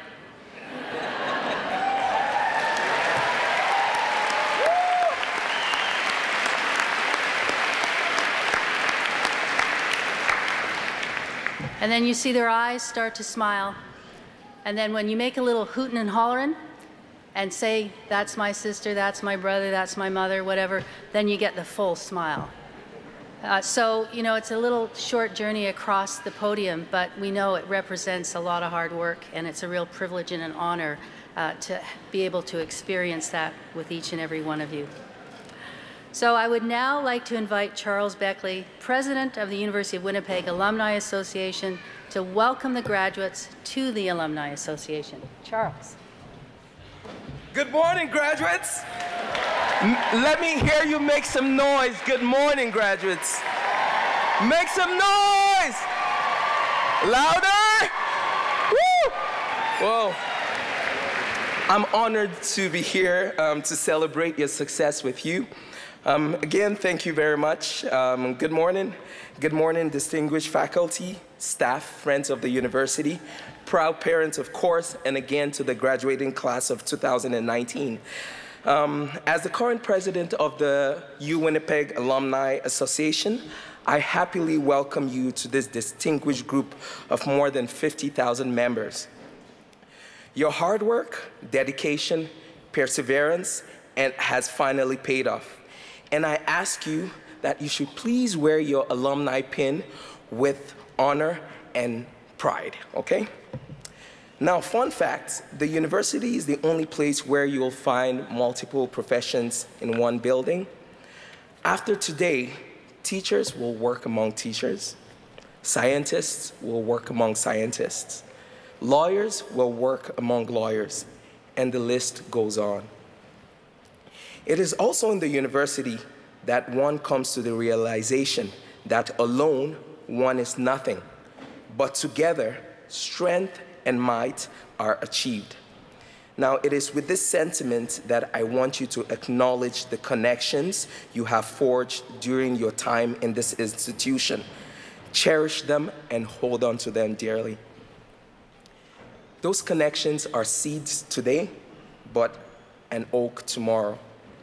The person seated next to you could be your future colleague, business partner, boss, mayor, a doctor. I believe I have a colleague here as well, so you never know. So please make sure you stay connected with them. Now, our mission at the U Winnipeg Alumni is to build and maintain a lifelong relationship between the university and its diverse alumni. And this goal, honestly, cannot be achieved without you. I've been in this position for a year, and I understand the need for alumni involvement. So please, we need you to come and be involved with the alumni. The association also has a strong desire for members to remain connected to each other and to the university. Today, this very moment becomes true for you. Your relationship as an alumnus starts today, hopefully to last a lifetime. Now, we have our flagship events, such as the Alumni Speaker Series and also an upcoming mentorship program. These are a few events that you can use to stay connected and engage with the University Alumni Association, and I urge you to please make this a part of your future. Now, in whatever you plan to do in life after today, please do not forget that knowledge compounds. You came to the university with prior knowledge, and today you're leaving with more. You were willing to learn, so you got help. You were determined to learn, and no one stopped you. You got this far not because of what you already knew, but because of what you came to learn. And it is the same in life. You will advance further by the things you learn, so please don't stop learning. Lastly, as you transition to the next chapter of your life, I hope you will use the education you have received at the University of Winnipeg with honor. I do. I encourage you to always be great ambassadors in your neighborhood, at your workplace, in the city, and in the country. The true measure of any individual is in their readiness for every opportunity that comes their way. Be ready. Seize every opportunity and do well to make an impact and leave a legacy, letting your good name resound wherever your feet may trod. Congratulations once again. Your future is friendly. Your future is bright. Don't give up. Ignore the naysayers and win. Thank you very much, and God bless you.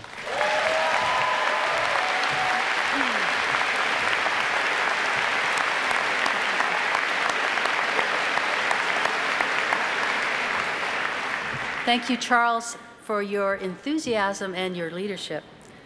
On an occasion such as this, we thought it was important to hear from the students, and so I'd like to invite the Spring 2019 valedictorian Larissa Chubenko to the platform, and as she makes her way here, I will tell you about her. After initially graduating from the University of Winnipeg with a Bachelor of Arts in International Development, Chubenko chose to return to school and is now graduating with a Bachelor of Education, Early Middle Years stream through the After Degree program. She is passionate about working with inner city children. She believes access to education is a powerful means of helping even those most vulnerable with opportunities to reach their potential. Currently working as a substitute teacher in the Winnipeg, Seven Oaks, and Lord Selkirk school divisions, Chubenko hopes to teach full-time after Convocation. In the future, she plans to pursue a master's degree in international development and education. Please join me in welcoming Larissa Chubenko.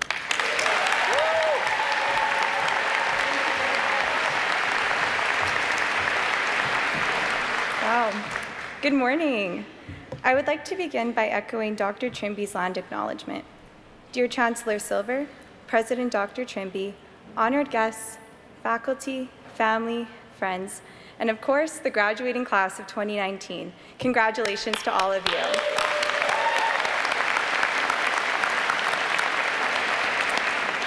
My name is Larissa Chubenko, and I am part of the Early Middle Years After Degree Education program. When I was asked to address the graduating class as valedictorian, not only for the Faculty of Education, but for Kinesiology, Physical and Health Education, Theology, and Marriage and Family Therapy, it's safe to say that while honored and humbled, some anxiety was felt. particularly because my knowledge of anatomy, physical activity, counseling, and spiritual guidance is far beyond my area of expertise, to say the least. However, when considering how I can connect our unique fields of study, what I think is important to reflect on is what inspires us to do the work we do. An influential professor once told me that when considering our desired career paths, they must reflect purpose and meaning in our lives. In so doing, such a path should be of interest to oneself, sustain one financially, bring value to the world, and finally, act as a personal calling. While our callings may be something we feel we have discovered or continue to seek, we have all had moments that have influenced and inspired us. I was greatly influenced through my first practicum at King Edward Elementary School in Winnipeg's North End. Many of my students' realities included poverty, exposure to violence, and lack of basic needs being met. Despite such challenges at very young ages, these incredible students epitomized resilience and strength. They are an inspiration to myself, and I know to many of my colleagues, as they do not let their circumstances define them, as they continue to try to overcome barriers that no one should ever have to experience. Working with my students has further strengthened my belief that every student, every person, has the right to achieve their potential with opportunities to do so. This requires the support of people like you, who all entered professions that encompass immense compassion, support, and dedication for the betterment of others.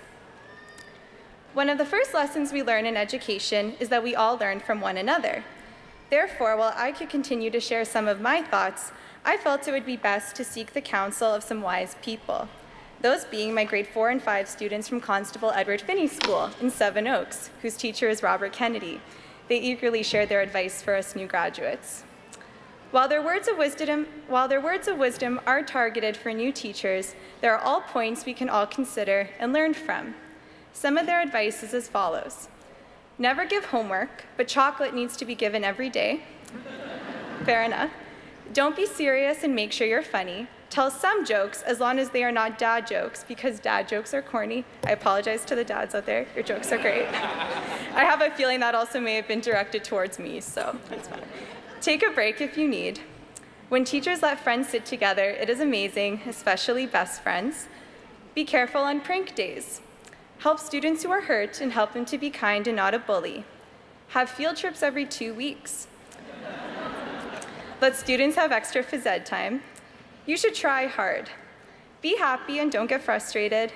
Be a role model. And finally, don't be scared or nervous. You are all going to do great and will be amazing. What I appreciate about this advice is that it comes from a place of our students wanting to better support and encourage us, just as we strive to do for them. It also emphasizes the importance of being supported in order to achieve goals we strive to accomplish. With consideration for this, I would now like to express our gratitude for those who have helped us along our educational journeys. To our professors and faculty members, your mentorship has been invaluable. Thank you all for your dedication, support, and investment to our learning and in us as students. Your role extends far more beyond lecture instruction and overseeing of practicums. Many of you have gone above and beyond what has been expected of you.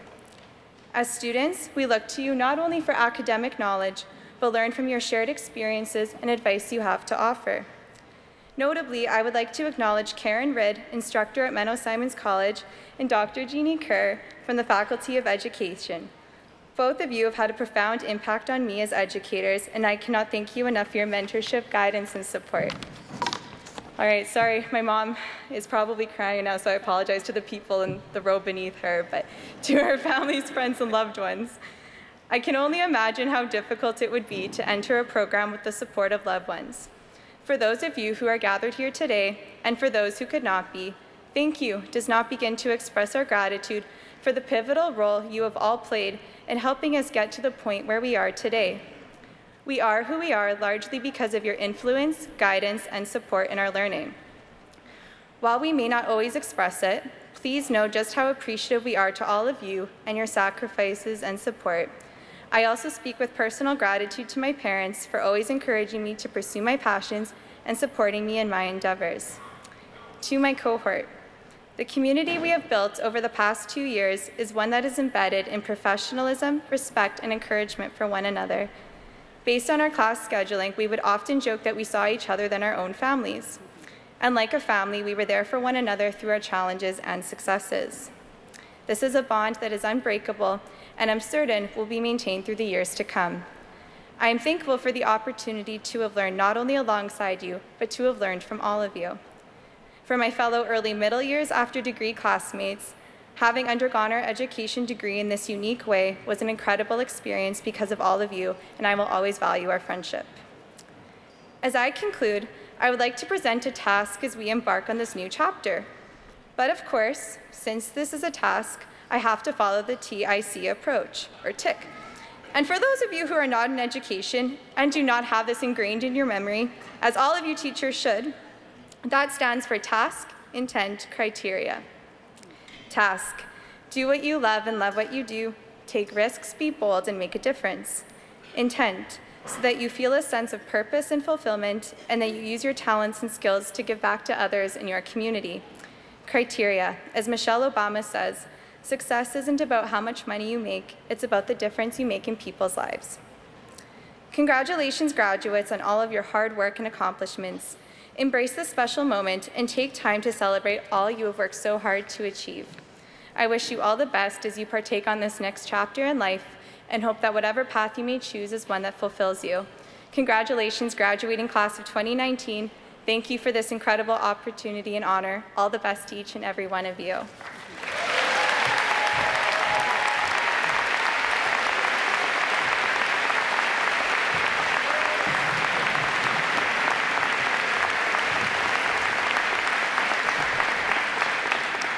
Thank you, Larissa. Thank you, Larissa's family and friends, and thanks to those grade 4 and 5 students for wonderful advice.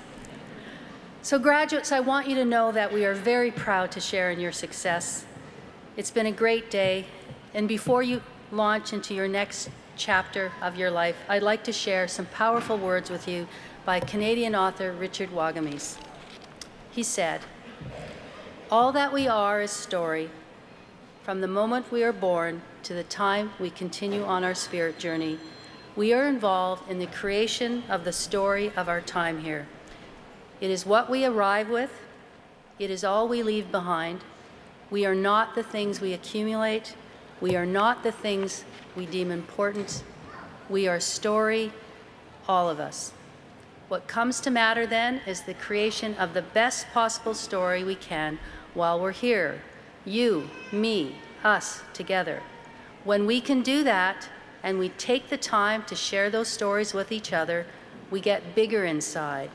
We see each other, we recognize our kinship, we change the world one story at a time." I'd like to reflect for a minute on what this means as each of you, with your diverse backgrounds, perspectives, and goals, graduate from Winnipeg and move into the next stage of your life. We live in a complex world where new headlines and social media bombard us with big issues every day. We hear stories highlighting the need for reconciliation, unmet healthcare needs, food security, political unrest, the threat of climate change, and more. None of us on our own have enough skills, knowledge, or time to solve these big issues. But as we share ideas and resources, as we ask diverse questions, and listen to one another's stories and perspectives, our capacity to change the world expands. We need all hands on deck because diversity creates resiliency. And in order to change the world one story at a time, we need to embrace each other's differences. We need to listen to and learn from one another. This is evident in the work of this year's honorary doctorates. Elder Dave Croshane's ability to inspire dialogue between Indigenous knowledge keepers and Western-trained scientists has inspired a global commitment to environmental stewardship. We heard yesterday from John Mighton, and he has shown us that improving children's access to math is about more than numbers. It is about teaching children of all backgrounds to be creative problem solvers, cultivating the knowledge and confidence for social change. Elder Ruth Christie's gift for storytelling has brought Indigenous history to life for countless scholars and young adults, creating a bridge of understanding, healing, and transformation that stretches from one generation to the next. Annie Boulanger and Ida Baer have dedicated their lives to the preservation, retention, and revitalization of Indigenous language. We are very thankful for their vision and leadership. Annie mentioned that this year has been recognized by UNESCO as the International Year of Indigenous Languages. Language holds such an important part of our lives. It allows us to communicate with one another, access education, and provide a window into deeper intercultural awareness. Out of 7,000 languages spoken globally, 2,680 are in danger of becoming extinct. This is tragic because when a language dies, its stories are lost, and those stories are our connection to the cultural identity and history that shapes who we are today. Winnipeg has a strong reputation for graduating leaders. We are a close-knit community. We are committed to outstanding academic scholarship, research excellence, and community engagement. We have seen generations of families walk our halls, and we are proud of this legacy of individuals like past Chancellor Emeritus and past Honorary Doctorate recipient Dr. John Bowman, who has been a key figure at Winnipeg for more than 5 decades, and whose grandson graduated yesterday, along with this 115th class. John, please stand and please join me in a warm round of applause.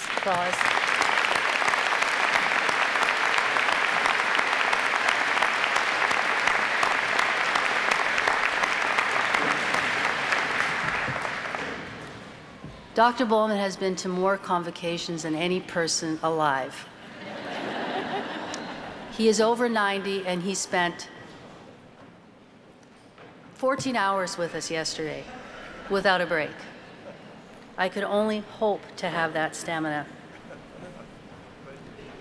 So what Dr. Bowman and all of our honorary doctorates have in common is a focus on community, on making a positive impact on the world.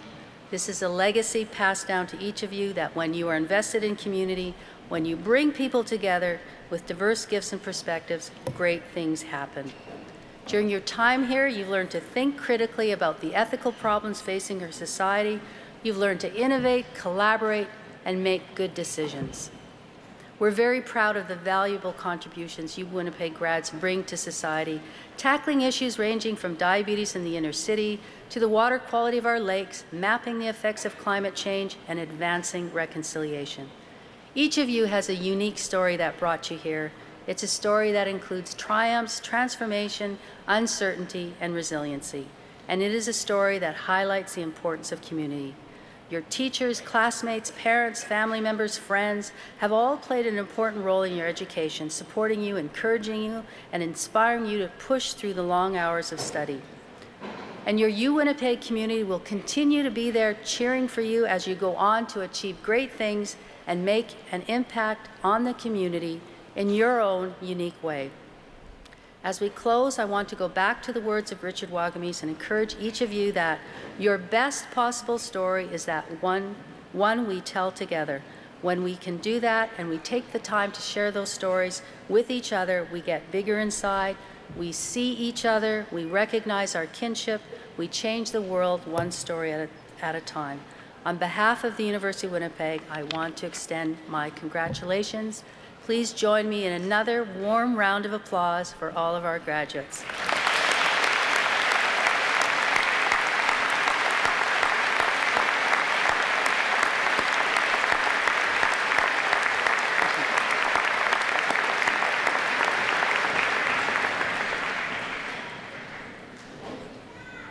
I know that whatever path you choose going forward, you will not be taking it alone. That is evident from all of the people that chose to spend their morning with you here today.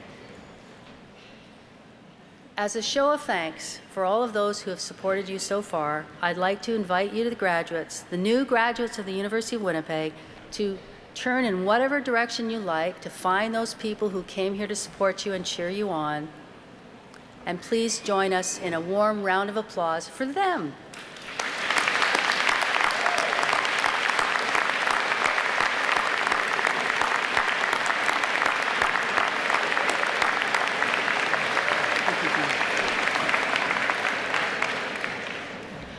I would also like to thank Chief Marshal Dr. Danny Blair at the back and the faculty marshals, Chief Usher Andrea McCluskey, those members of staff who volunteered as ushers, sign language interpreters Blake Morris and Lacey Kaler, Indigenous Knowledge Keeper Alison Cox, members of the Winnipeg Police Pipe Band and our pianist Alina Havrylyuk. Thank you to the many members of staff who have helped us to organize this event, and again, on behalf of us, the faculty of the University of Winnipeg, for placing students first and embodying the pursuit of excellence to which we are all committed. Before you go, I want to know something, though. Our former provost used to tell me he taught every single graduate English. Did you all take a course from Dr. Alberto Saveto? No? Well, why were you hugging so many students? Anyways, thank you. I want to acknowledge our distinguished Chancellor, Mr. Bob Silver, for being such a wonderful supporter of the university. I want to acknowledge Elder Charlotte Nolan, Dr. Ida Baer, Dr. Annie Boulanger for joining us today. And thank you once again to the graduates for making us so proud. So we're now about ready to adjourn, but before we do that, we're going to have an honor song by Alison Cox. Our registrar, who not only pronounces your name right, is going to sing "O Canada" with a beautiful voice. And then afterwards, we're going to sit down, and the students, the graduates, and the platform are going to leave, and family members, you can join whoever you've come here to be with outside on Marsha-Hannon Way. So thank you.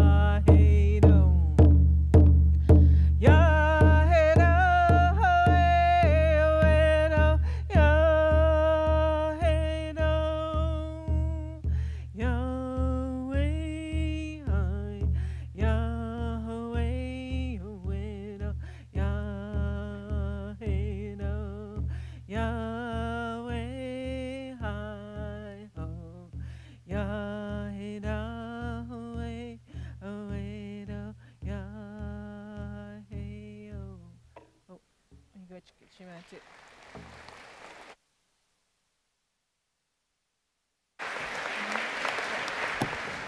Can you cut the tobacco?